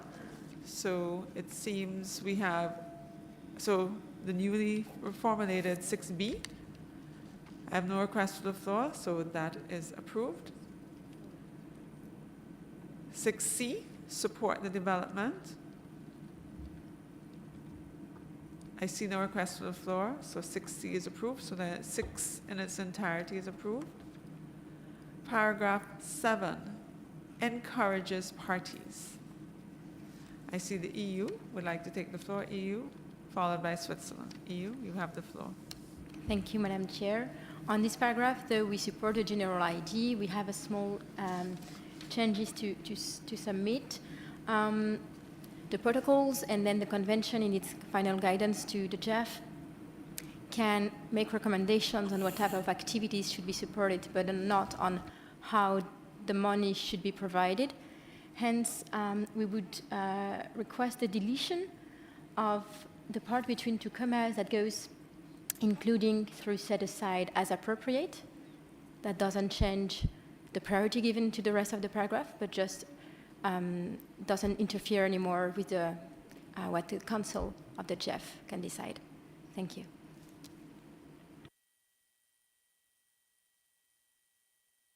So, so the Secretary will read out the revised version as suggested by the UK. EU, sorry, I apologize, EU. Yes, please.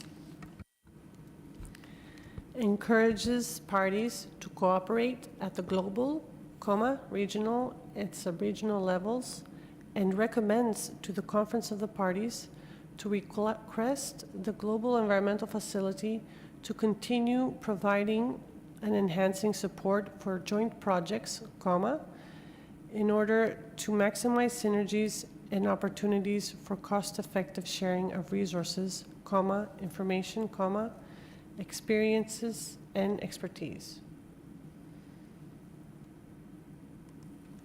Thank you, Secretariat. So we have heard this formulation. And while we mull over it, we'll hear from Switzerland. Switzerland, you have the floor. Thank you, Madam Chair. It was to echo Europe. Thank you.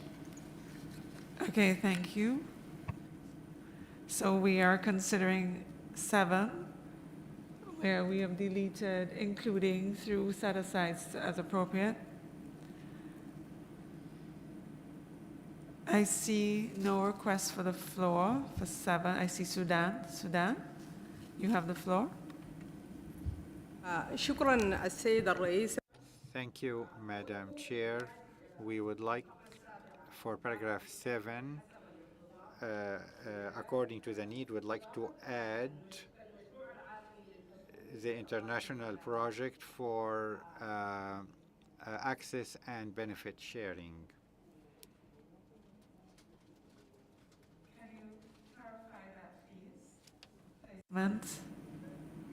Please clarify, Sudan.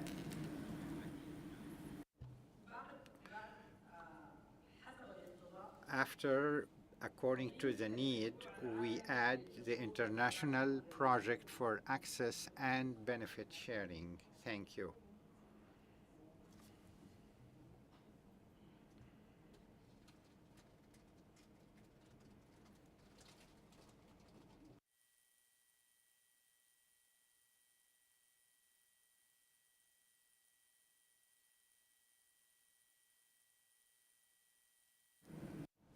After when needed. After when needed.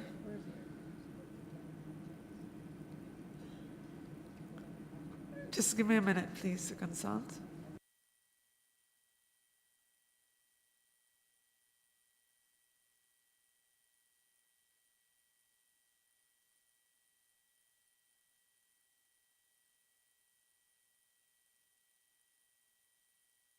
Okay, we are not figuring, okay, Sudan, have patience with us. Please clarify where you mean in paragraph 7. It's not clear to us at all. Could you please clarify?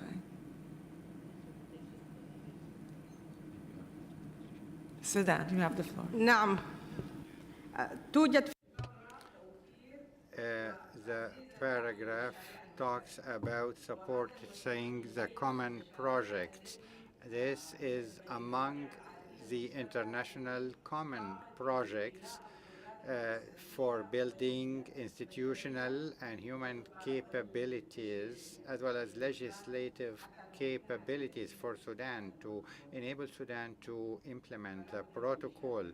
So such international projects need to be referred to. That is my point. Thank you. Okay, I understand, sorry. So may I propose to you that we just stick with for joint projects, because many other countries would have their own examples, and I find listing tends to long Christmas tree paragraphs. So in the spirit of compromise, may I ask that we don't mention the one project in light of the fact that many other parties would have their own that they would like to add, and joint projects actually covers what you are considering. It can cover others. May I ask you in the spirit of compromise, Sudan, is this something you're willing to work with us on? May I ask Sudan to take the floor again, please? If other countries did not bring other examples, why don't we just use this one as an example?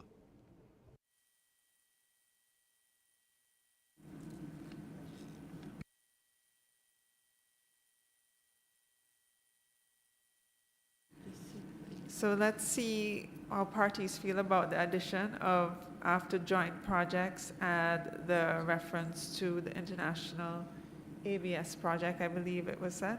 Yes.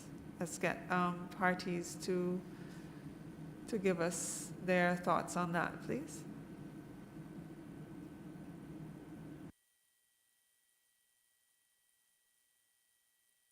I see the EU. You have the floor. Thank you. And though we understand the interest that Sudan may have in giving a precise example, we don't think it is really relevant to precise examples in a guidance to the JAF. We would rather stick to the original language. Thank you.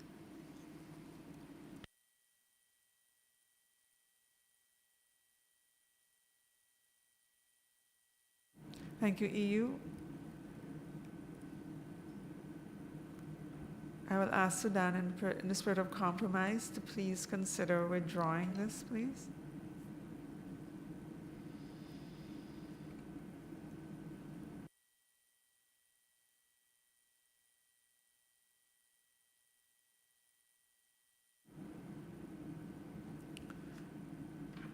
I asked Sudan if she could take the floor again, please. I apologize, but is it possible that we can, in the spirit of compromise, not have a list? I would appreciate that greatly. Are you able to take the floor, please?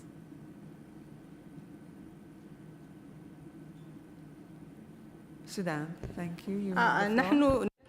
We are in favor of the spirit of compromise. However, my question is, what is the harm of mentioning an example as long as there are no other examples? What's the harm in providing this particular project as an example?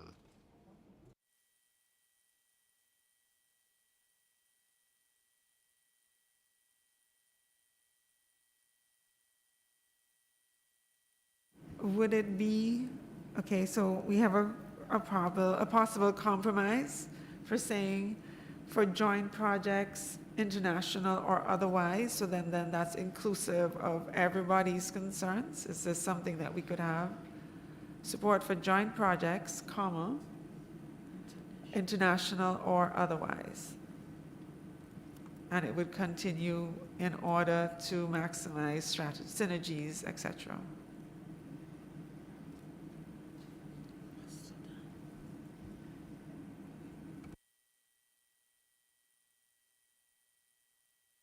Is Sudan is something that you're amenable to?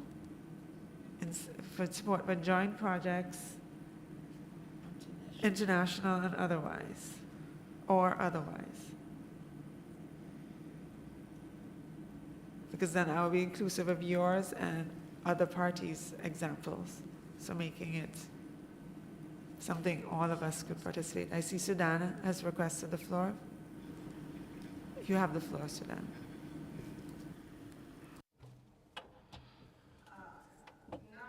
Yes, in spite of our desire to have this as a living example in this particular paragraph, but in the spirit of compromise, we are able to accept what has just been suggested by the Secretariat. Thank you.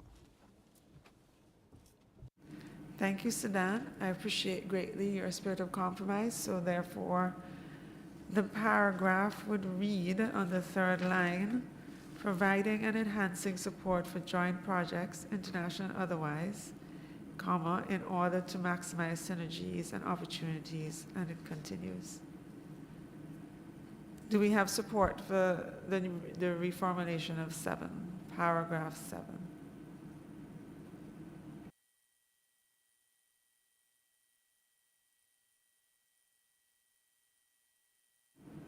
I see no request for the floor. Therefore, I will approve paragraph 7. Paragraph 7 is now approved. Paragraph 8 recommends to the conference of the parties.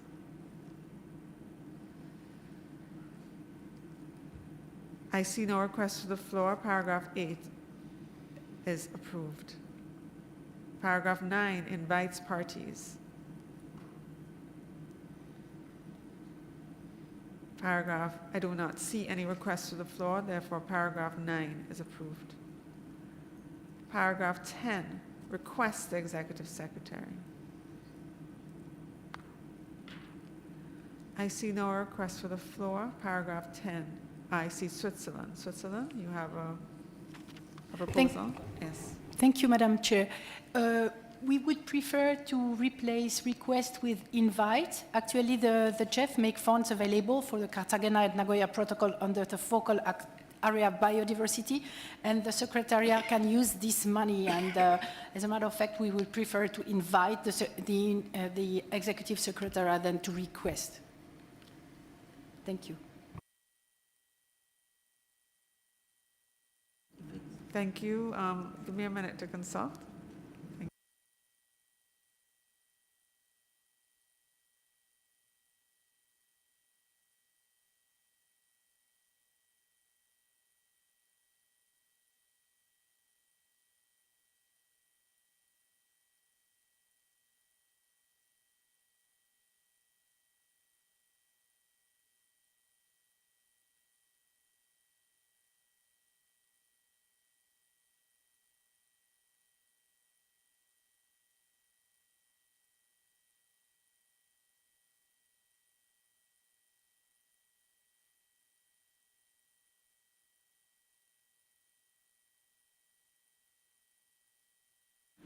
I'll give the Secretary the floor, please. Thank you.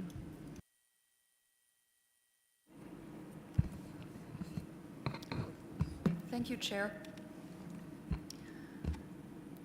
Regarding paragraph 10 and the language there, the standard formulation in draft decisions by the conference of the parties or by the meeting of the parties to the protocol is for the meeting to request the executive secretary to undertake activities. In this case, the request is to collect views and information. I'm not sure if I fully followed the proposal that was just made. I understood the change was to, the proposed change was to replace requests with invites, but then the explanation that followed, I'm not sure if I understood how that related to the content of the paragraph, so perhaps if that could be reiterated, then we might be able to follow the reasoning a little bit better. Thank you. Switzerland, we ask you to take the floor again, please, to provide a rationale based on the contents of the paragraph. Thank you, Switzerland. You have the floor. Thank you. If the agreed language, so we can live with that. Thank you very much. Thank you, Switzerland, for your spirit of compromise. So paragraph 10 is what we have before us. I see no more requests for the floor. Paragraph 10 is approved. Section B, resource mobilization. The first preamble paragraph, the conference of parties. I see no requests for the floor. That is approved.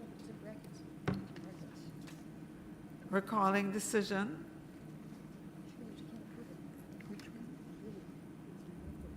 Just a minute. Hold a second, please. I need to consult.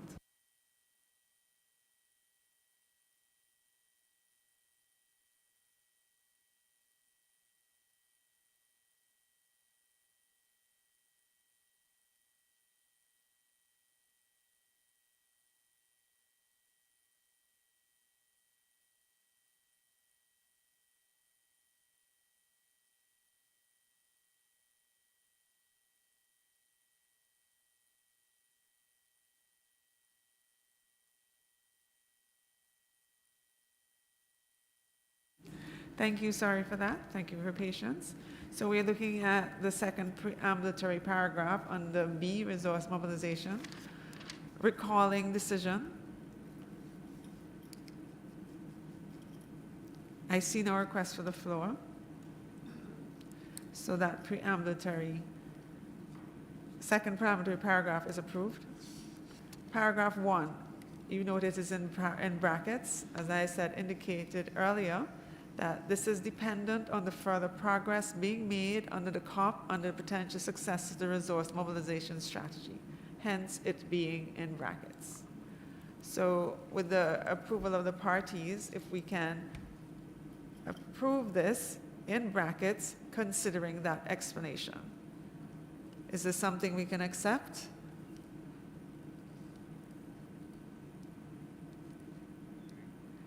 It appears so. So therefore, that paragraph, considering the explanation where this is dependent on the further progress being made under the COP on the potential successor to the resource mobilization strategy, bearing that in mind, this is approved in brackets. 2, paragraph 2, request a technical expert group. I see no further request for the floor for this. So therefore, paragraph 2 is approved. Paragraph 3, encourages parties. I see no request for the floor. For paragraph 3 is approved. So therefore, CRP 2, with the changes we have considered, is approved, and an L document will be prepared for consideration by the COP. Thank you.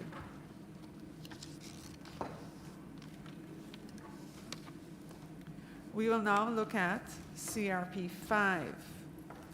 This is on item NP5, the compliance with the protocol. Agenda item 5, compliance with the protocol.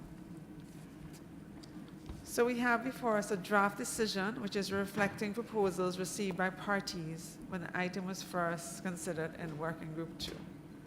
And we will consider para by para.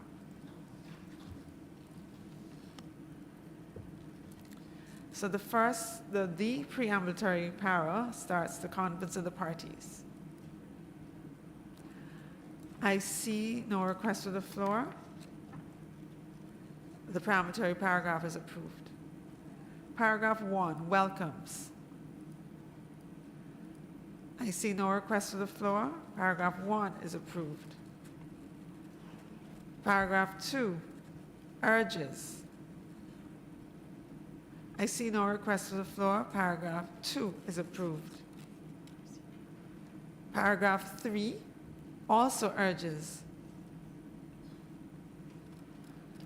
I see no request for the floor. Paragraph 3 is approved. Paragraph 4 recognizes. I see no request for the floor.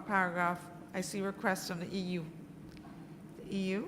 Yes, sorry, Madam Chair, I was in another discussion, so sorry for being a bit late on this. I think we don't really have a specific objection here. It's just that we want to add after capacity building and development to be in line, with the language on capacity building also under other agenda items.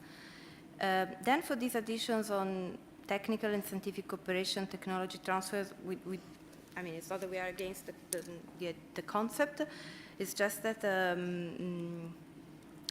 actually we found this paragraph already quite comprehensive and just having the reference to capacity building and development, and it also reflected quite well the suggestion coming from the report of the compliance committee. So probably our preference was to remain with just capacity building and development and resource mobilization. We are fine with the rest of the paragraph. So I don't know, we would prefer to delete it, but if for others it's important to retain, we're flexible on this. Thank you, EU. Can we hear other parties' thoughts on the EU's proposal, please?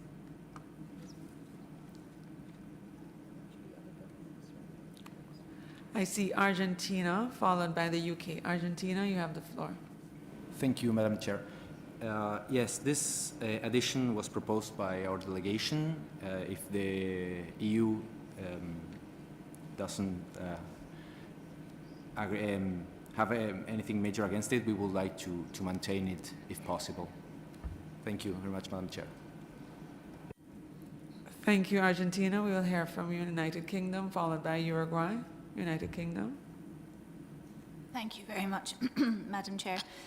We did agree with the points made by the EU on this paragraph 4, but also can be flexible. But perhaps we can hear a little bit more about the rationale from Argentina, if we understand it was proposed by them specifically on the element or the addition of technical and scientific cooperation and technology transfer in relation to this. Thank you, Madam Chair. Thank you, UK. So may I ask Argentina if they can come back to the floor, because parties would like to hear the rationale behind your proposal. Thank you.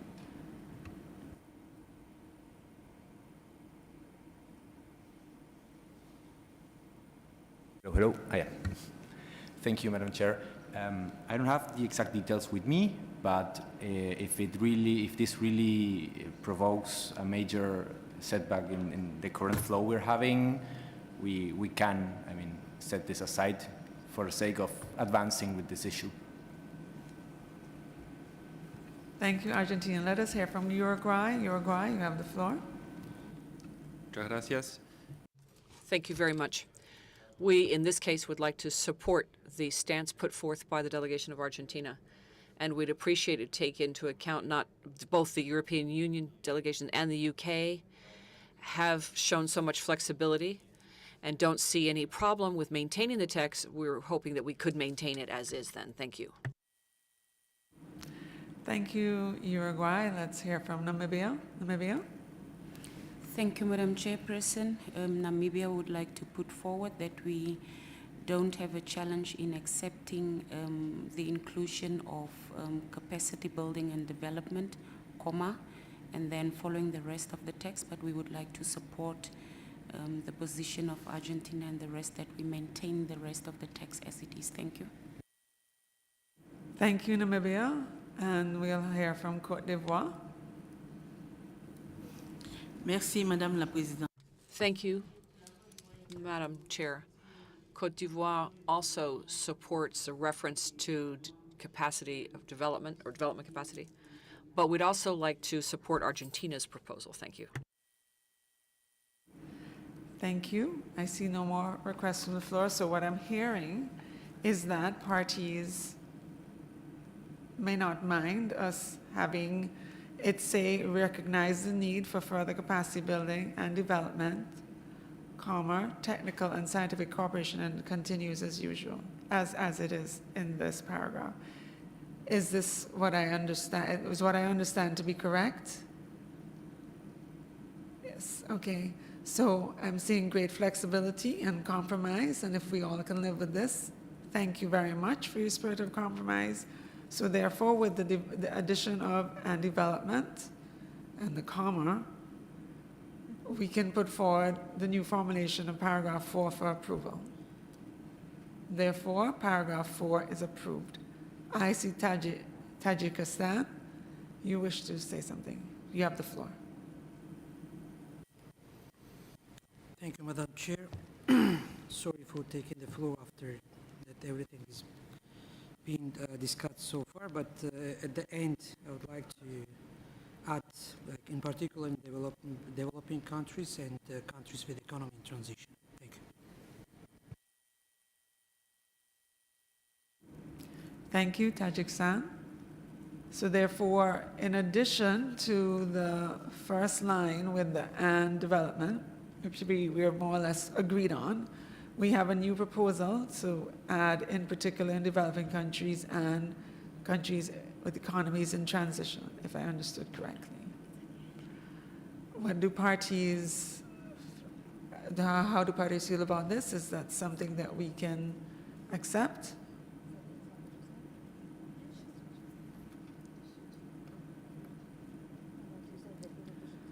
I see Antigua and Barbuda has a request for the floor. Antigua and Barbuda. Thank you, Madam Chair. If there is going to be further specification after developing countries, we prefer the text to read, including countries with economies in transition, small island developing states, and least developed countries. Thank you. Thank you, Antigua and Barbuda. So therefore, looking at this new formulation of paragraph 4, at the first line and then at the last line, is there general, how do we feel about this? Do we have any concerns? Is this something we can live with? We seem to, I do not see any requests for the floor, so therefore, it appears that this new formulation, this is okay. So I thank you for your spirit of compromise. It appears that parties are able to live with this new reformulation where the first line has and development, and then the last line includes the line with economies in transition, small island development states, and least developed countries. Those are the words, yes. Okay, thank you. So no request for the floor. So paragraph 4 with the new reformulation is approved. Thank you. Paragraph 5 welcomes the submission. I see no request for the floor. Paragraph 5 is approved. Paragraph 6 expresses appreciation. I see no request for the floor. Paragraph 6 is approved. Paragraph 7 urges parties. I see no request for the floor. Para 7 is approved. Para 8 encourages parties. I see no request for the floor.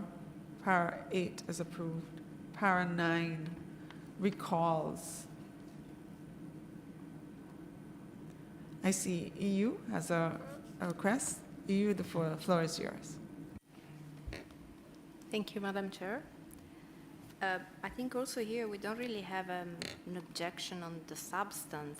It's just that it is not entirely clear for us what is the added value of this additional para that was not actually there before, was not also in the suggestions of the report from the compliance committee. But I mean, more broadly, we think that anyhow this review of the compliance procedures and mechanism will be undertaken. So not really sure, and will be part, of course, of the assessment and review of the procedures and mechanism for assessing the effectiveness of the protocol. So we're just not entirely sure about the added value of this paragraph. So maybe if those and if those who propose this maybe can also clarify a bit the rationale behind it, that might be helpful. Thank you. Let us hear from the UK. Thank you. Thank you, Madam Chair. And we had a very similar comment to the EU, so I won't use the time to repeat that, but very similar lines to the EU's intervention a moment ago. Thank you. Thank you. Give me a minute to consult, please.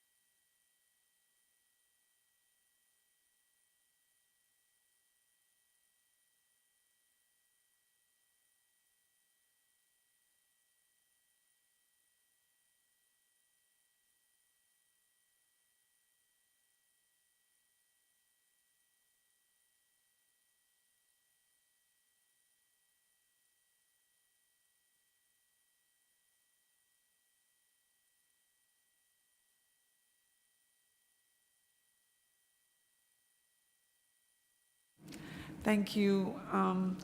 Paragraph 9 is actually compromise text from proposals that were heard and so this was carefully worded to ensure that it would have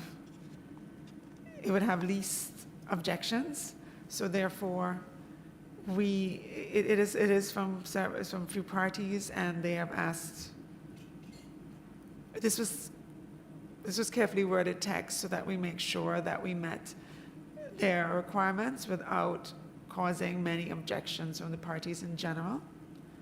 I don't know if any proponents here would like to speak to this, but if they do not wish, we have it before us. So are there any other parties who would like to consider it? I hear the UK and EU indicating that they want to know the rationale, but I'm not hearing strong objections to if it remained. I'm not hearing that, unless I misinterpreted what you said.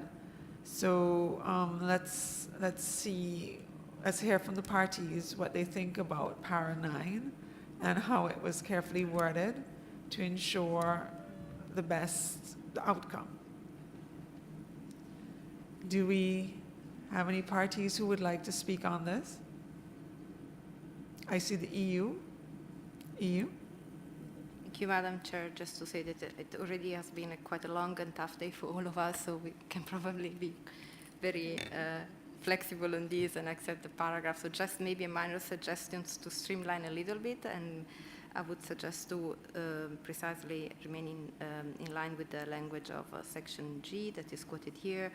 Maybe say a review of the effectiveness of these procedure and mechanism, delete on compliance is to be undertaken, just to streamline the text.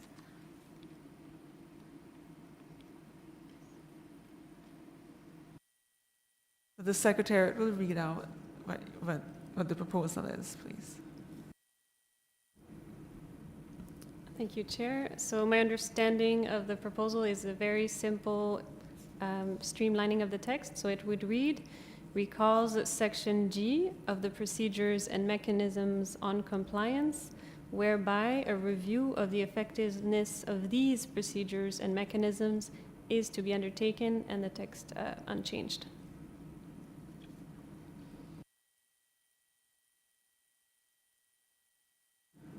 Thank you. If I see Togo, you have the floor. Oui, The reference to the title in Article 1, the article as a whole talks about effectiveness of the procedures and mechanisms of the protocol, which will be determined by the conference. You're saying that this is specific formula, but it's not clear to me. Is it the protocol? Is it the effectiveness of the protocol in the spirit of Article 1, or is it the provisions under the mechanism of Article 31? Corrects the interpreter, Article 31, not 1.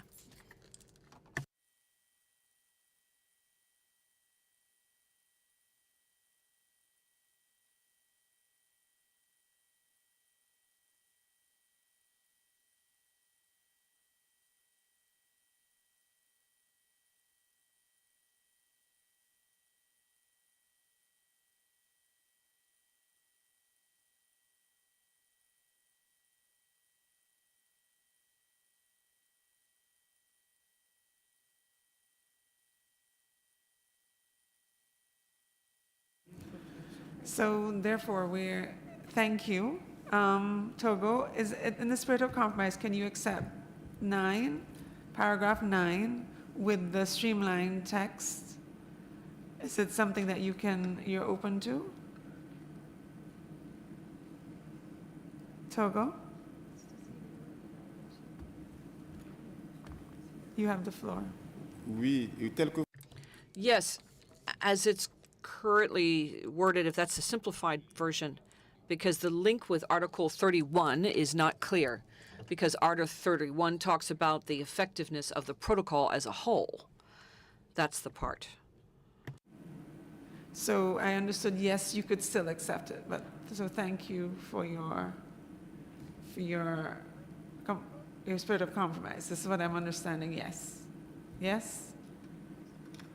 Thank you. I see you, yes, I see you nodding, thank you.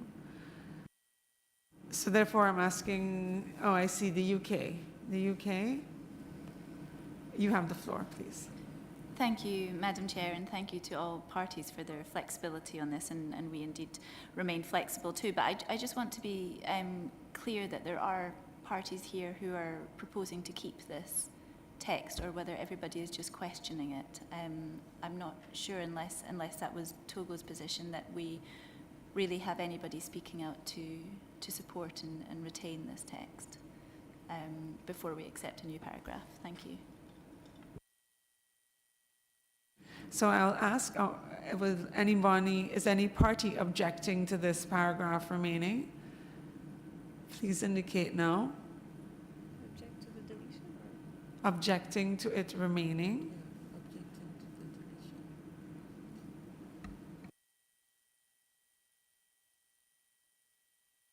Apologies. I'm asking, are we objecting to the deletion of paragraph 9? If we don't have 9, would we have Namibia? Namibia, you have the floor. Madam Chairperson, Namibia would like to retain the text. Thank you. Thank you. Thank you for indicating such.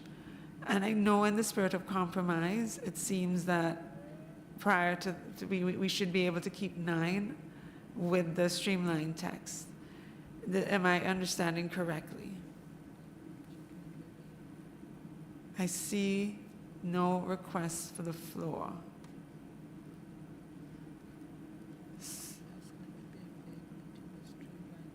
So maybe you agree to the streamlined text, yes? Yes, I see you're nodding, thank you. So therefore, I see Côte d'Ivoire. You have the floor, please. D'accord. Merci, Thank you, Madam Chair. I agree to maintaining the text, given everything that precedes it. The protocol and the implementation the goal is to have a report. And if we look at what says before, we invite those who have not done so to do so. So for me, the provision of Article 31 is really just there to support what was said earlier. I think we need to keep it. Thank you, Madam Chair. Thank you. So I'm hearing overall support for it, and I'm hearing flexibility in the room. So thank you for that. So we will keep Para 9, streamlined version. Thank you. So Para 9 is approved. So therefore, CRP 5 is approved. An L document be prepared for consideration by the COP. Thank you very much. Give me 1 minute for consultation.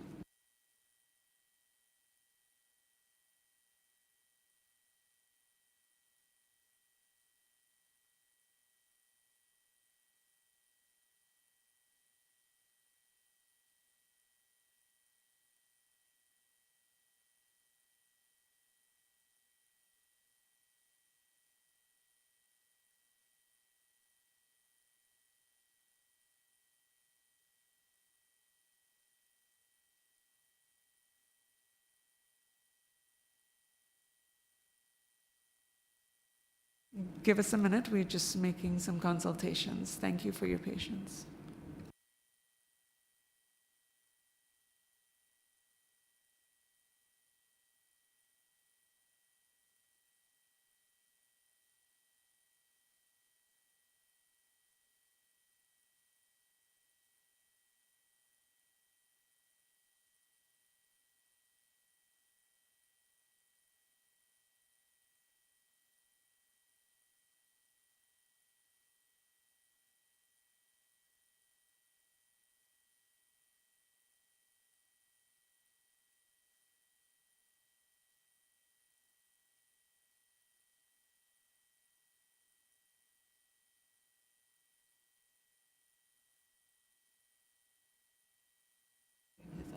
So thank you for your patience. We will now look at the CRPs for review of effectiveness of structures and processes under the CBD and its protocols.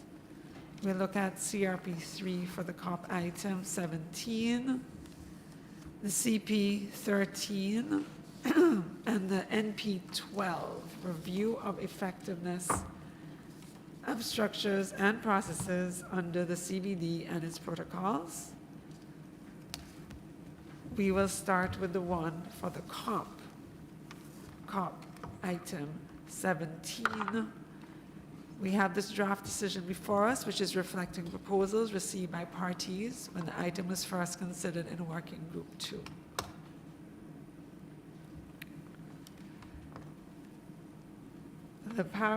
We have one preambulatory paragraph, the conference of the parties.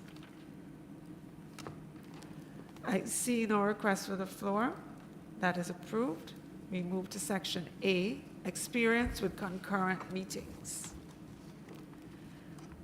That first preambulatory paragraph, recalling decisions, is what we're looking at now. I see no request for the floor. That is approved. The next preambulatory paragraph, having reviewed, I see no request for the floor. That paragraph is approved. The third preambulatory paragraph under this section, taken into account, I see no request for the floor. That is approved. Paragraph 1, notes with satisfaction. I see no request for the floor. Paragraph 1 is approved. Paragraph 2, notes. I see no request for the floor. Paragraph 2 is approved. Paragraph 3 reiterates. I see no request for the floor. Paragraph 3 is approved. Paragraph 4, requests. I see no request for the floor. Paragraph 4 is approved. We move to section B, experience with virtual meetings. We see the preambulatory paragraph, recalling decision. I see no request for the floor. That preambulatory paragraph is approved. The second preambulatory paragraph, recognizing the restrictions imposed as a result of, and it continues. I see no request for the floor. That is also approved. Paragraph 5 notes the expeditious adjustments. I see no request for the floor. Paragraph 5 is approved. Paragraph 6 agrees. I see a request for the floor from the EU. EU, you have the floor. Thank you, Madam Chair, and good afternoon. So I understand that European Union, in the last discussion, we proposed a paragraph 6 bis, because we believe that this decision should be balanced. And we would like to mention also positive aspects of virtual and hybrid meetings. Therefore, we proposed the language previously, which we do not see in this draft decision. And if you allow me, I would like to read it out so it could be reintroduced. So the language reads as 6 bis, takes note of the fact that hybrid meetings, where practicable, may provide options to reduce the footprint of the meetings, providing environmental as well as financial benefits and increased participation by those organizations that otherwise do not have the possibilities to be present. So I trust that this could be introduced again. I thank you, Chair.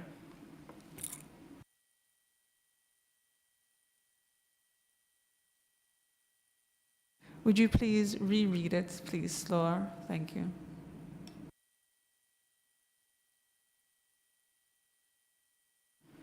Sure, I'll try slow. Takes note of the fact that hybrid meetings, where practicable, may provide options to reduce the footprints of the meetings, providing environmental as well as financial benefits, and increase participation by those organizations that otherwise do not have the possibilities to be present. Thank you.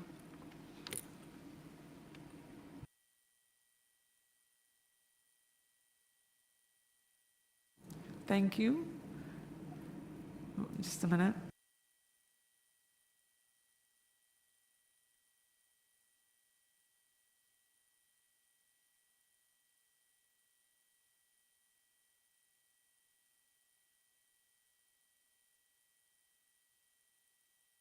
The Secretariat will read it out, please.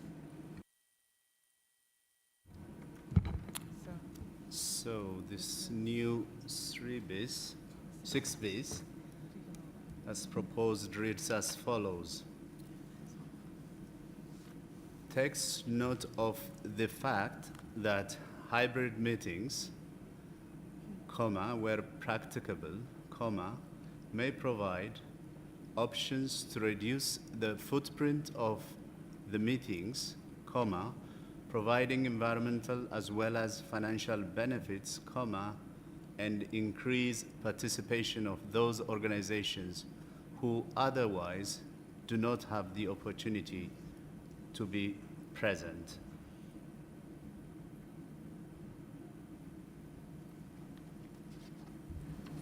Thank you, Secretariat. At in-person meetings, at in-person.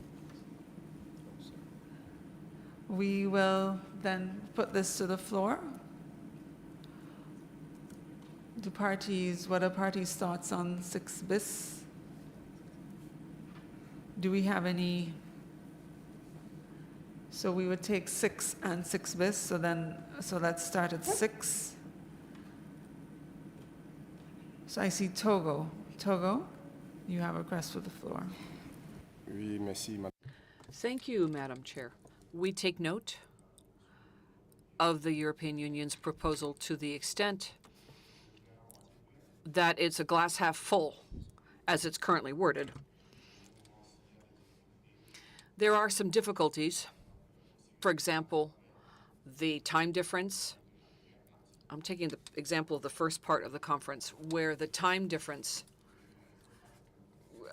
is not in favor of some parties. But we can look at the glasses being half full with this. But we need to see the other side of things too. Thank you. Thank you, Togo. So are you suggesting other text? Can you guide us as to how you'd want to make amendments to the paragraph, please?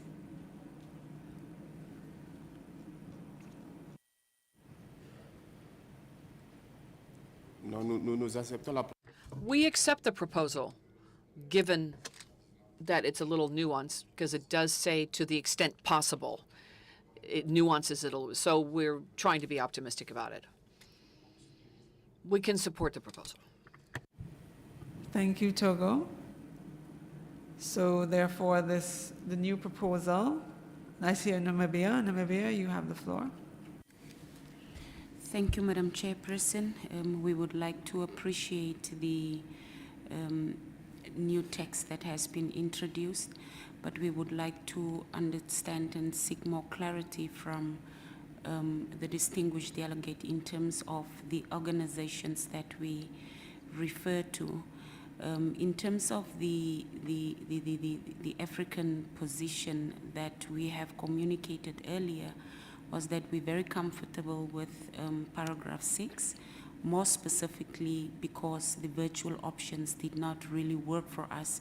And in AMSEN, our ministers have taken a decision that where we go into meetings under the convention and its protocols, more specifically where decisions are taken, then it should be that we don't really go into virtual meetings.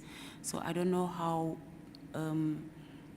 even though we're only taking note with the new proposal that has been proposed, how that does, how we can replace 6 or have it as a 6 bis, because 6 speaks more to the concerns and the situation that we have in Africa. Thank you so much. Thank you, Namibia. Let me consult. Give me a minute.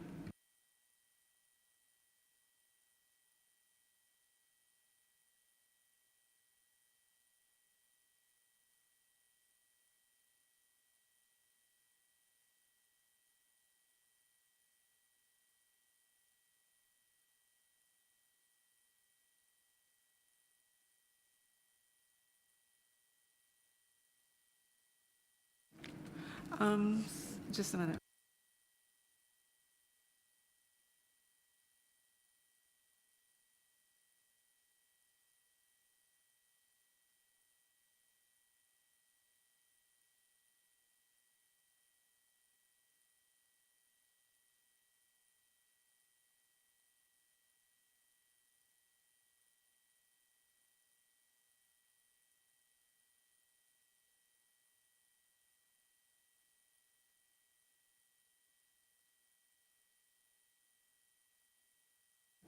So I am proposing that we take 6 and 6 bis, if that is agreeable by the parties, so that we would then have 6, and then the next paragraph would be the 6 bis. Is this something we would take both? This is what I was in mind of. I don't know if that's what parties thought that could work. 6 and 6 bis. So then 6 agrees that convening, and then after that would be followed by 6 bis. Is this something that we can work with having both to make sure that we are representing all concerns. I see parties are mulling over this.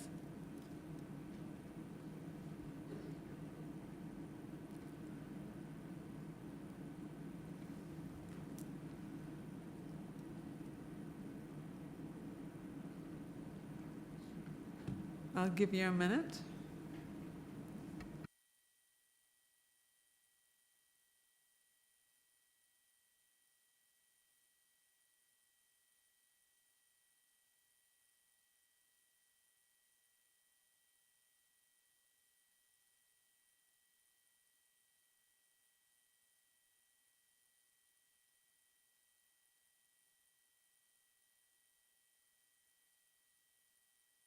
Okay, thank you for mulling over it. So I'm bringing back to you paragraph 6 as it stands agrees and paragraph 6 bis. Can we have both? Yes? Yes, we can. I'm not seeing nodding and people looking at me. So I'm seeing a nod on this side. I want to see a nod on the other side. I want to see all sides nodding. I see Côte d'Ivoire followed by South Africa. Côte d'Ivoire? Thank you, Madam Chair. Côte d'Ivoire would like to take note of the proposal put forth, I think, by the European Union. But Côte d'Ivoire would prefer that paragraph 6 remain and 6 bis is later, because Article 8 says, including the executive secretary, to do a compilation. For me, we're waiting for everything to be compiled, and then once we have the conclusions, then we can take decisions. That's how I see things. Thank you. Thank you, Côte d'Ivoire. Say from South Africa, followed by Mali. South Africa, you have the floor. Thank you, Chair. South Africa would like to support Namibia. We feel that we need to keep 6 and we can remove 6 bis in light of the explanation given by Namibia. Thank you.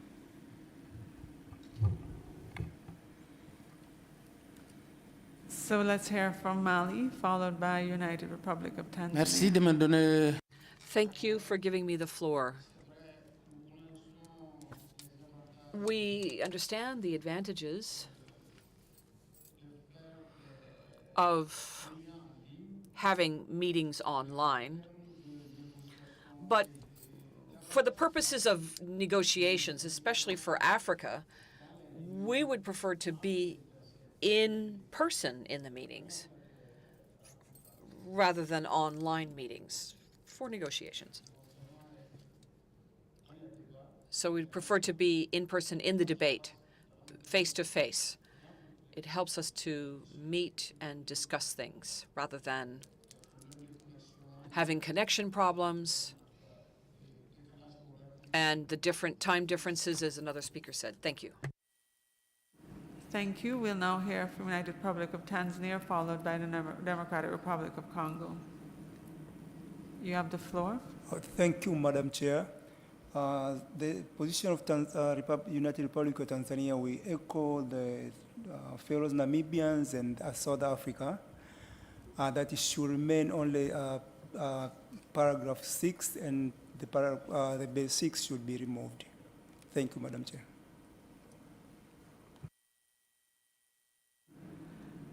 Thank you. Let us hear from the Democratic Republic of Congo, and then I'm going to come back to you with a suggestion, please. Thank you. Merci, Madam. Thank you, Madam Chair, for giving me the floor. I, too, would like to support what was raised by Namibia and other countries about maintaining paragraph 6. Thank you. Thank you.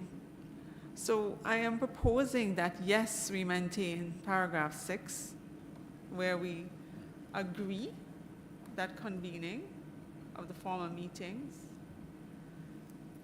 yes, we agree. And then have, after that, later, the next paragraph, we take note of the fact that hybrid meetings. This is then, to me, a compromise. You have both. Is this something that we can accept? I want to see parties indicate if this is something they can accept, having both. I want to hear from Namibia. If this is something they can accept, I want to hear from EU if this is something they can accept. I see EU has asked for the floor, so we go to EU and then we go to Namibia. Please, EU. Thank you very much, Madam Chair. And apologies if I created a confusion here. The EU was not proposing to delete para 6, so we agree with keeping para 6. We just would like to propose, in addition, paragraph 6 bis, which indeed, as you said, it only takes note of the fact of the hybrid meetings and highlights the benefits of hybrid meetings. We fully understand and appreciate the limitations of virtual meetings. However, would like to clarify that hybrid meetings have certain benefits, which we believe this decision should highlight just to have a bit more balance. And we believe it also would help for the paragraph 8, which invites the Executive Secretary to collect, to gather more information and studies available. I thank you very much, Chair. Thank you, EU. I see we have others here, but I particularly wanted to ask Namibia, how do they feel about having both para 6 and para 6 bis? Are you ready, or you want me to come back to you? Is that, I can come back to you? Okay. So we hear from the UK, followed by New Zealand. Thank you, Madam Chair.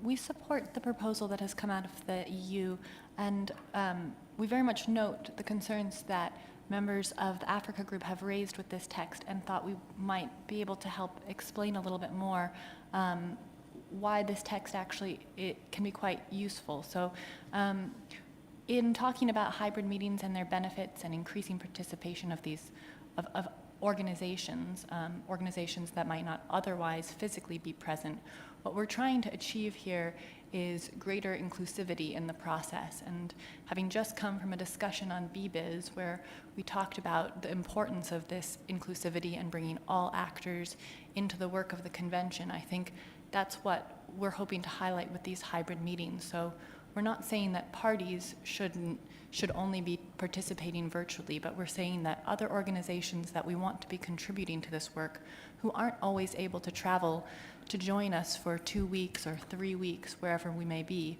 that this hybrid approach would allow them to have better access to our discussions and to help contribute to our work. So I think this is what this paragraph helps to highlight and to do, and so we would support retaining BBIZ, and we hope this explanation is helpful.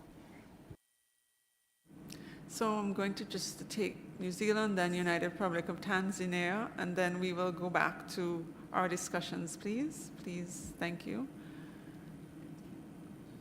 You have the floor. Thank you, Madam Chair.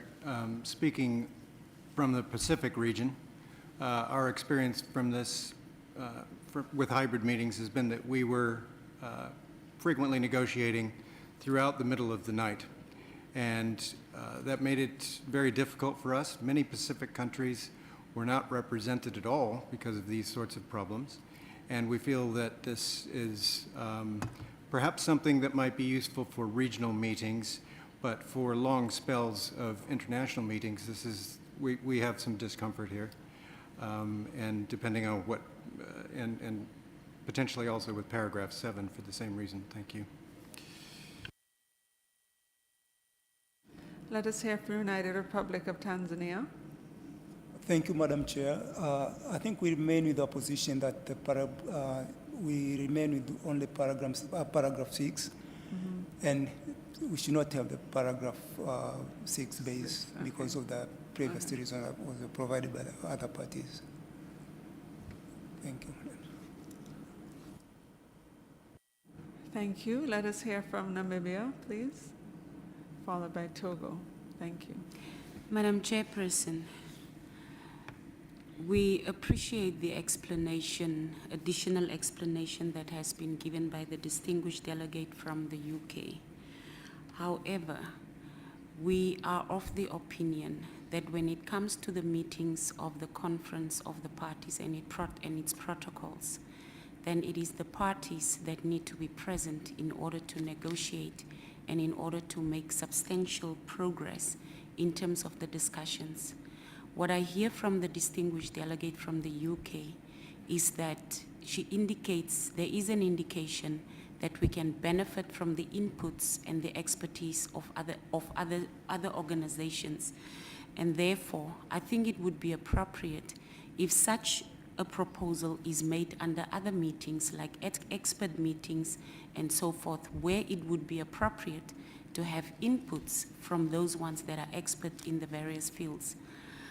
We would like to recognize that there is benefits in terms of this proposal. However, the limitations in terms of our participation is weighing heavily on us, and therefore it is difficult for us to agree to the inclusion of 6 bis, and therefore we would like to retain 6 and appreciate the fact that it is not proposed to be deleted. But still, if we talk about limitations, we need to talk about benefits, we need to talk about limitations. If we talk about limitations, we need to be specific in terms of which meetings we are referring to, and therefore it would be appropriate if we rather not include 6 bis. Thank you so much.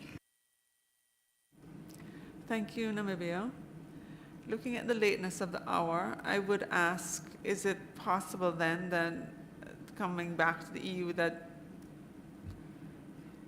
is it something we'd agree with or think about not having B bis? Is this 6 bis, sorry? No, that's right.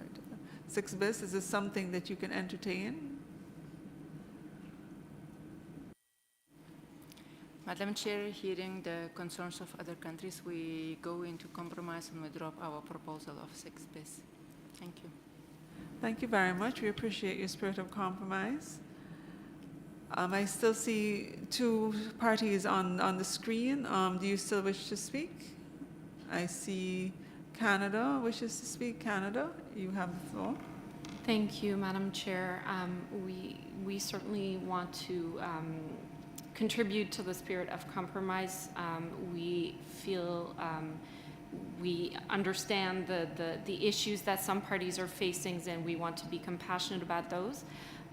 In spirit of compromise, perhaps we can reintroduce an introductory paragraph that seemed to have been dropped from the SBI recommendation to the COP decision that read as follows: recognizing the limitations of virtual meetings as observed through the experience gained so far on the one hand, and their potential environmental and financial benefits on the other.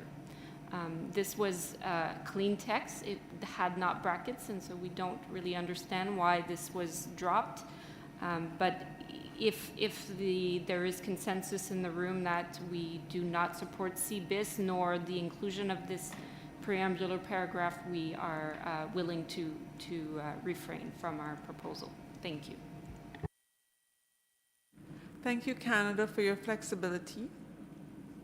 Due to the lateness of the hour, I would ask that we remain as is, and as the page is before us, leaving the preambulatory part of B as is, and leaving 6 as is. I thank you for your flexibility, Canada. I thank you for your flexibility, EU. I appreciate us moving like this. Therefore, I would then suggest move on and say 6 is approved with all the kind compromising spirit exhibited by our parties today. I appreciate that very strongly.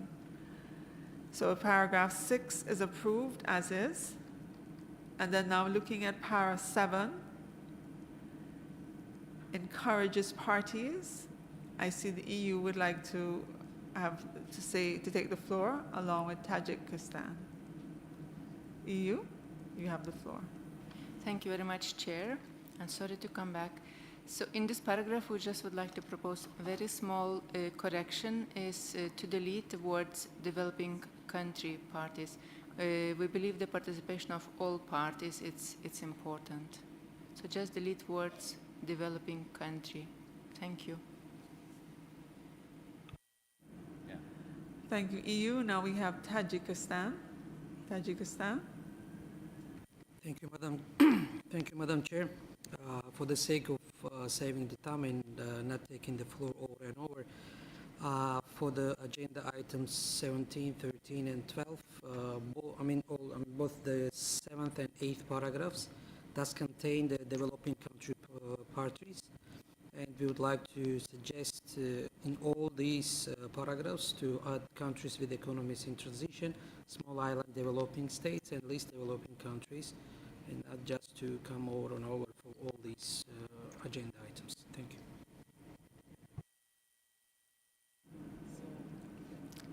Thank you. So we had one party asking to remove developing country, and then we had another party asking to use the language in particular, the economies in transition, etc. How do we move forward? What are we thinking? Can I get someone who will offer compromise? How can we compromise on these two different viewpoints?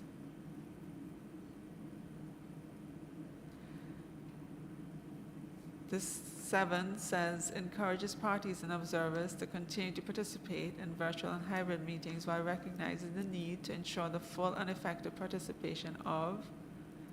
So one party is saying of parties, and the other party is saying of developing country parties, in particular, economies in transition, and the rest of the wording to promote transparent, etc. I see we have 3 parties have asked for the floor. We have Brazil, followed by Canada and Tajikistan. Brazil? Thank you, Madam Chair.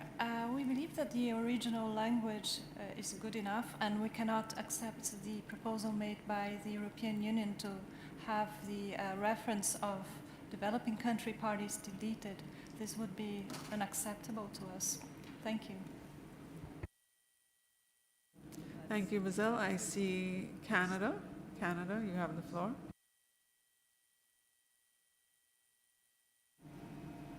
Thank you, Chair. I think there's an easy solution here. We could say participation of parties, comma, and especially developing country parties and so on, and have the specific list of those that are particularly affected by this. Thank you. Thank you, Canada, for that solution. May I hear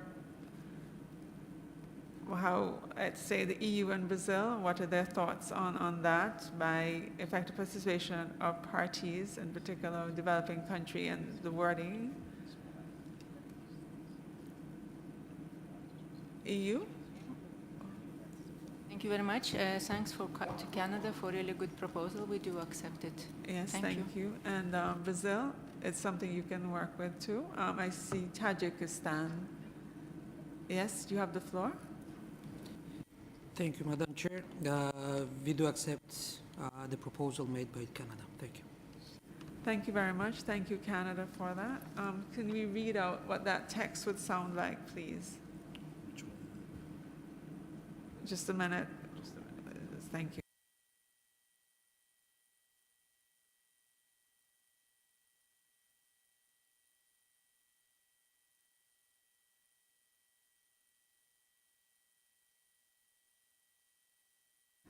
Canada, can you please come back to the floor and read out your text slowly so that we are sure to capture it accurately? Thank you.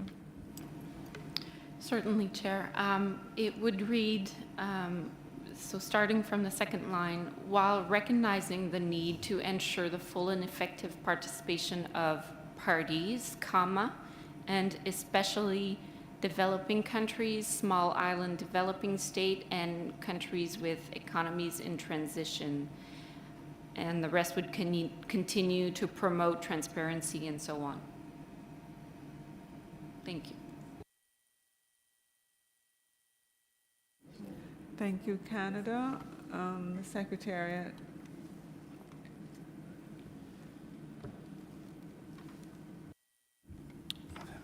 Thank you, Madam Chair. So, paragraph 7, as amended, reads as follows. Encourages parties and observers to continue to participate in virtual and hybrid meetings while recognizing the need to ensure the full and effective participation of parties, and especially developing country parties and list developed countries and small island developing states among them to promote transparent and inclusive processes under the convention. You have economies in transition. Oh, Let me just use the text from the protocol. yeah.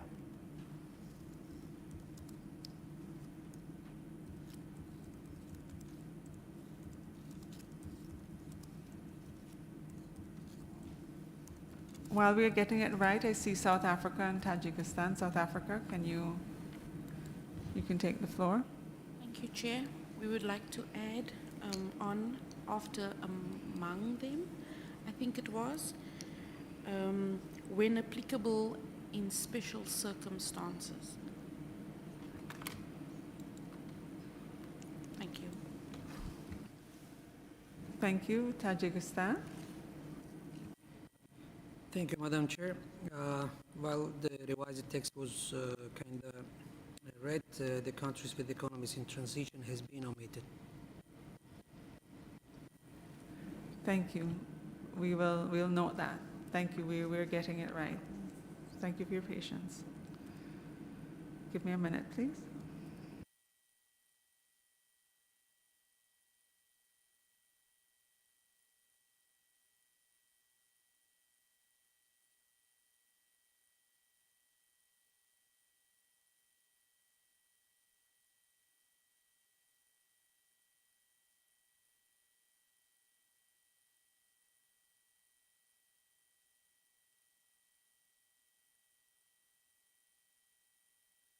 Okay, so it would read participation of parties and especially developing country parties, and it would read in particular the usual format, which would be economies in transition, small island development states, and least developed countries.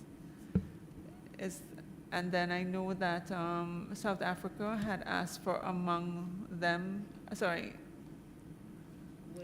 when applicable in special circumstances. But where does that go? Could you please clarify? So after economies in transition, or the last one, it would be where applicable.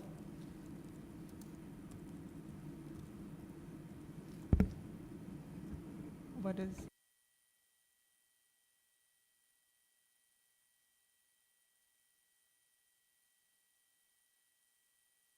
So where applicable in special circumstances would go at the end after to promote transparent and inclusive processes under the convention where applicable. I believe that was the correct formulation from South Africa. You can confirm if it's not. Thank you. I see the EU followed by Namibia, please. Thank you. So, thank you very much, Madam Chair. We were also slightly confused with the proposal of South Africa.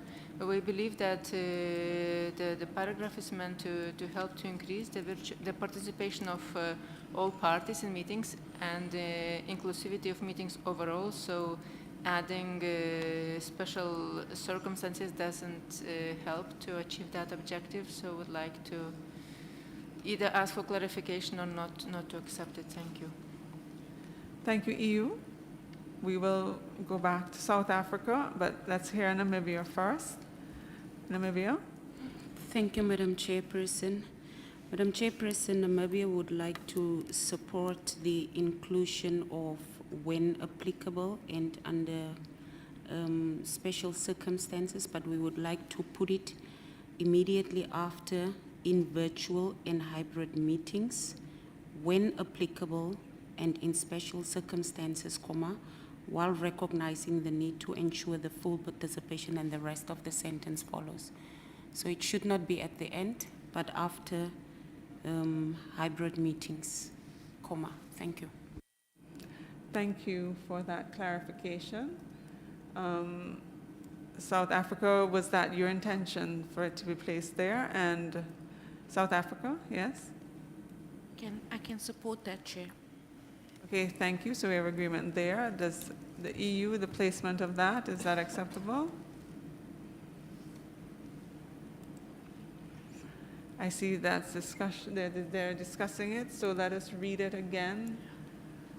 Secretary will read the sentence, the paragraph, please.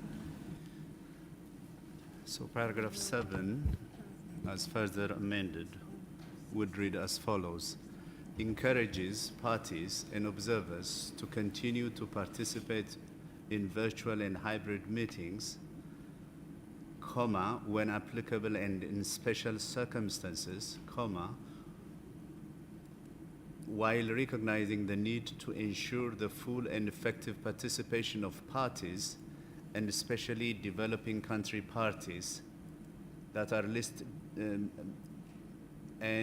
developed and small island developing states among them, and countries with economies in transition, to promote transparent and inclusive processes under the Convention. Thank you, Secretariat. So the reformulation of 7, is this something that parties can accept?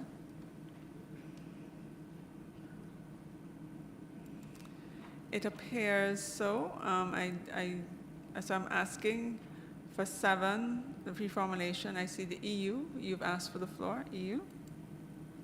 Thank you very much, and apologies for coming back, but we do not really see added value for this proposal and, on special circumstances, so we would like to delete it. Thank you.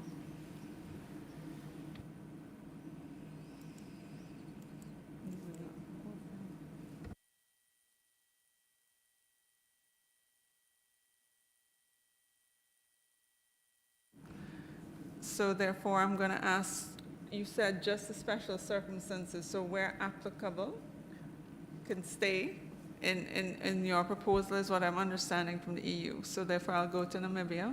Namibia, please, you have the floor. Thank you, Madam Chairperson.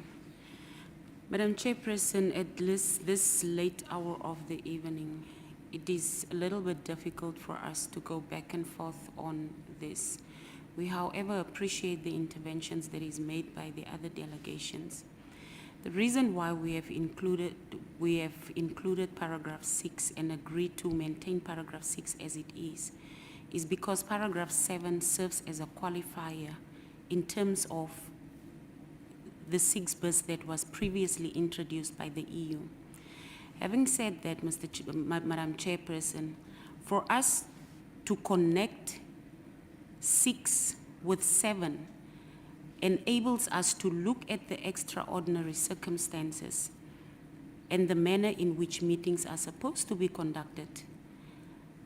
The only way how we can agree to 7 is by recognizing that the hybrid sessions and the participation in the virtual meetings that we are proposing here is not the normal type of meetings that we have and that we used to have in the past. This was created by extraordinary circumstances caused by the COVID-19. And because of that fact, we recognize that there is a need to continue to participate in virtual and hybrid meetings when applicable and caused by special circumstances. And that is the reason why we are strongly opposing, strongly encourage that we include that text, because Africa, in terms of paragraph 6, have already expressed itself as to why we cannot agree to virtual meetings, but the virtual option, when necessary, can be accommodated. Thank you. Thank you, Namibia. Let's hear from New Zealand. New Zealand, you have the floor.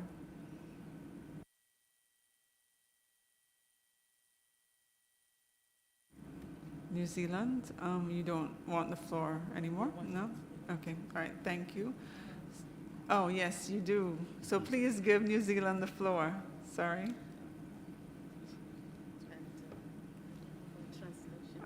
Can you press your button?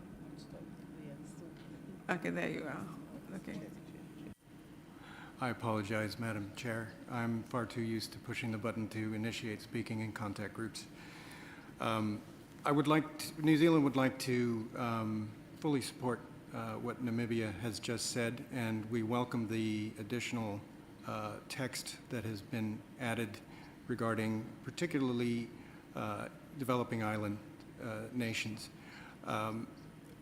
We can't currently accept this proposal as it is unless there is also some acknowledgement that the Asia-Pacific region will not be permanently disadvantaged, and therefore special circumstances are very applicable to us, because I have my doubts that the Northern Hemisphere would really like to be working in the middle of the night, as we did on several occasions during the pandemic. So I do think that that's an important thing to have. And there are, as you know, since we are talking about developing island nations, there are plenty in the Asia-Pacific region that would also be disadvantaged by that current format. So I think we need to have some additional text, which I need to probably think about a little bit more before I can provide anything to make this acceptable. Thank you. Thank you, New Zealand. Thank you, Namibia, for your explanations. So therefore, the parties, it seems like we want to keep the where applicable in special circumstances. Can I go back to the EU and ask if there's any flexibility there that we can work with? Do we have any flexibility there, please? EU? You have the floor. Thank you. Thank you very much, Chair. And at the moment, it is a bit difficult to offer flexibility. We believe with time and development, virtual or hybrid meetings at least, they will probably get better and better with technologies developing. And also, we do not want to limit ourselves for the future and for only special circumstances, so we would prefer not to have that language. Thank you. So therefore, it appears that we may have to bracket that language then. So we have in the paragraph 7 that language will have to be bracketed. I see New Zealand, you have a compromise text. You have the floor.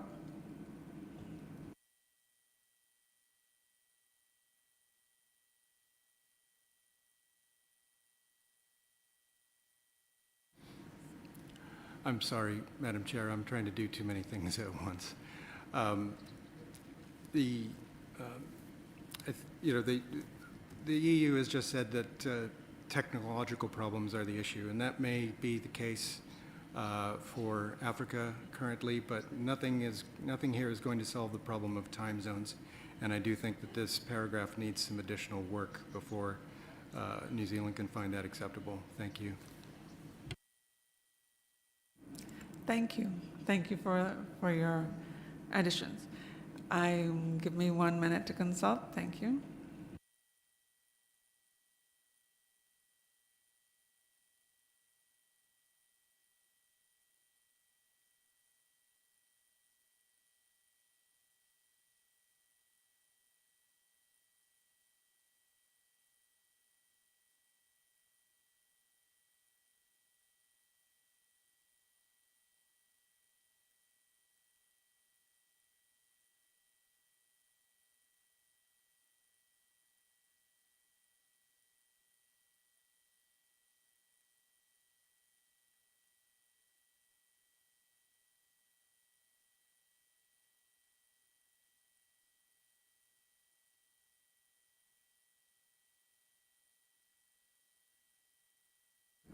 So I have a proposal to put before the group.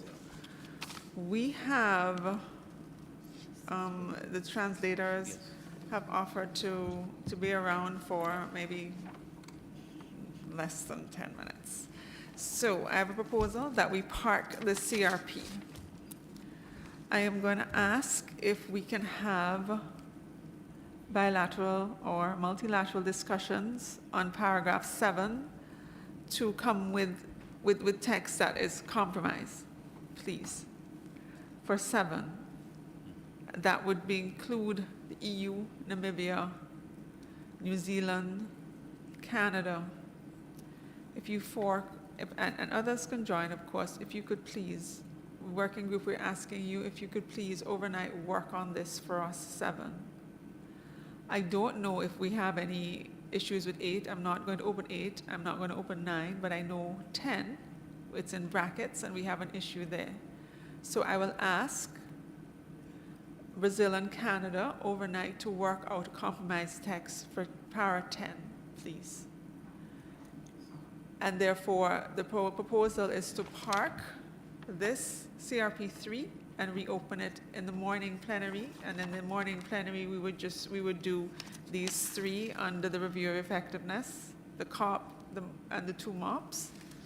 And then for today's session, we would go back to that huddle that we asked for CRP 1 under agenda item 10 for the Nagoya Protocol. Is that an acceptable way of moving forward, please? I see the EU, you have a request for the floor.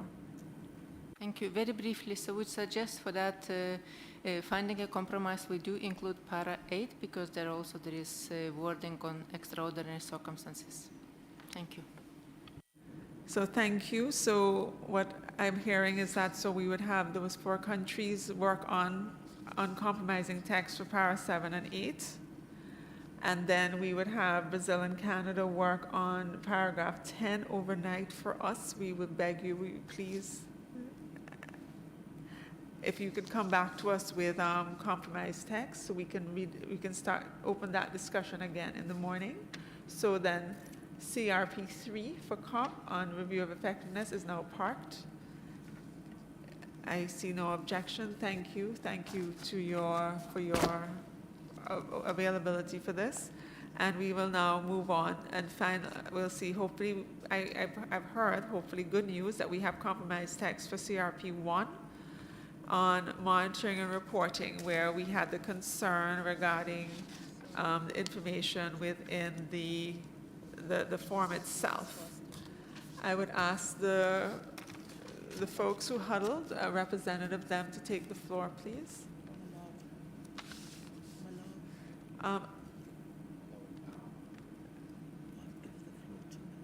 Okay. To give the floor to Malawi. Thank you, Madam Chair. Indeed, we met EU, Argentina, Egypt, Malawi, and we also had South Africa. And we looked at the proposal that Malawi had made, which others had reservations on, and we agreed on new text that would form part of a new question that would reflect the issues that we had raised, but also taking into consideration what other parties had raised. So I'll just provide the new question, and it can be placed anywhere within the questionnaire. And it will read as follows. Is your country a party to other ABS specialized instruments,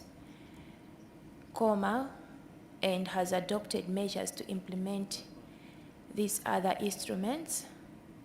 So this, in terms of the other side, it would be a yes or no answer. So yes, then the other column would read no. And then at the bottom it would say, please provide additional information. So this is the compromised question that we have agreed, and it will form part of the main document in terms of as an additional question. Thank you, Malawi. Are you able to read it one more time so we can be sure that all parties have heard it? Thank you. Okay. Is your country a party to other ABS specialized instruments and has adopted measures to implement these other instruments?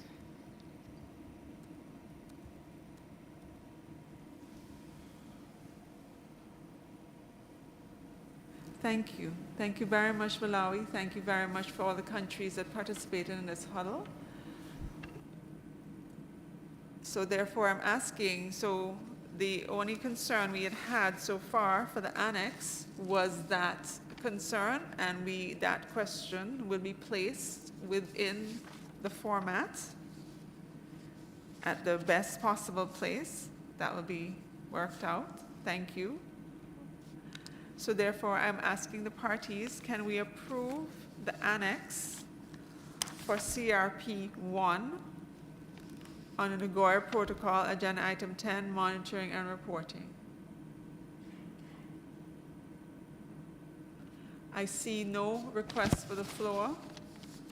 Therefore, the annex is approved. Thank you.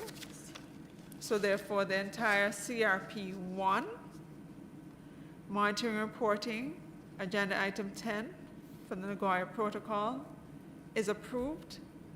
An L document will be prepared for consideration by the COP. Thank you for your kind cooperation.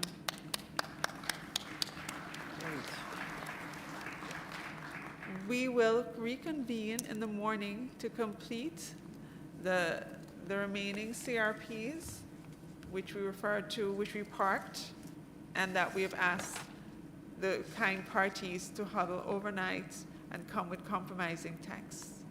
Thank you kindly, and we will adjourn now for Friends of the Chair and contact groups. I'll ask the Secretariat to make an announcement. Thank you.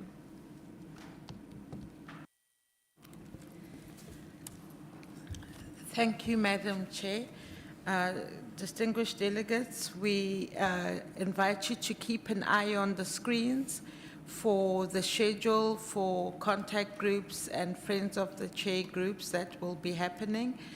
This evening we have continuation of the Marine Contact Group and the contact group under the Cartagena Protocol on Agenda Items 7A and 7B.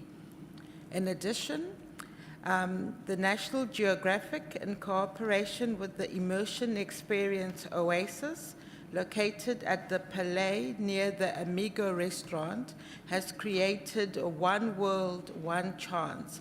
It's an immersive journey across the world designed to showcase the beauty of our biodiversity and its universality. It is also an appeal to protect it. Created by Oasis, immersion with assets from National Geographic Society's catalog, the experience will immerse people in environments from every continent and every climate.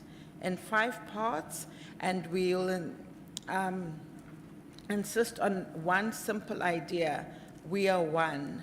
One nation, one world, and one chance to protect it. So it's a 12-minute loop of content. It is free. It's open to all from 1 p.m. to 8 p.m. until December the 20th. And we encourage you all to visit and enjoy and relax and feel good. So please attend to those. And the contact group venues are changing, but please keep an eye on the monitors. Thank you. Thank you. The session is now adjourned.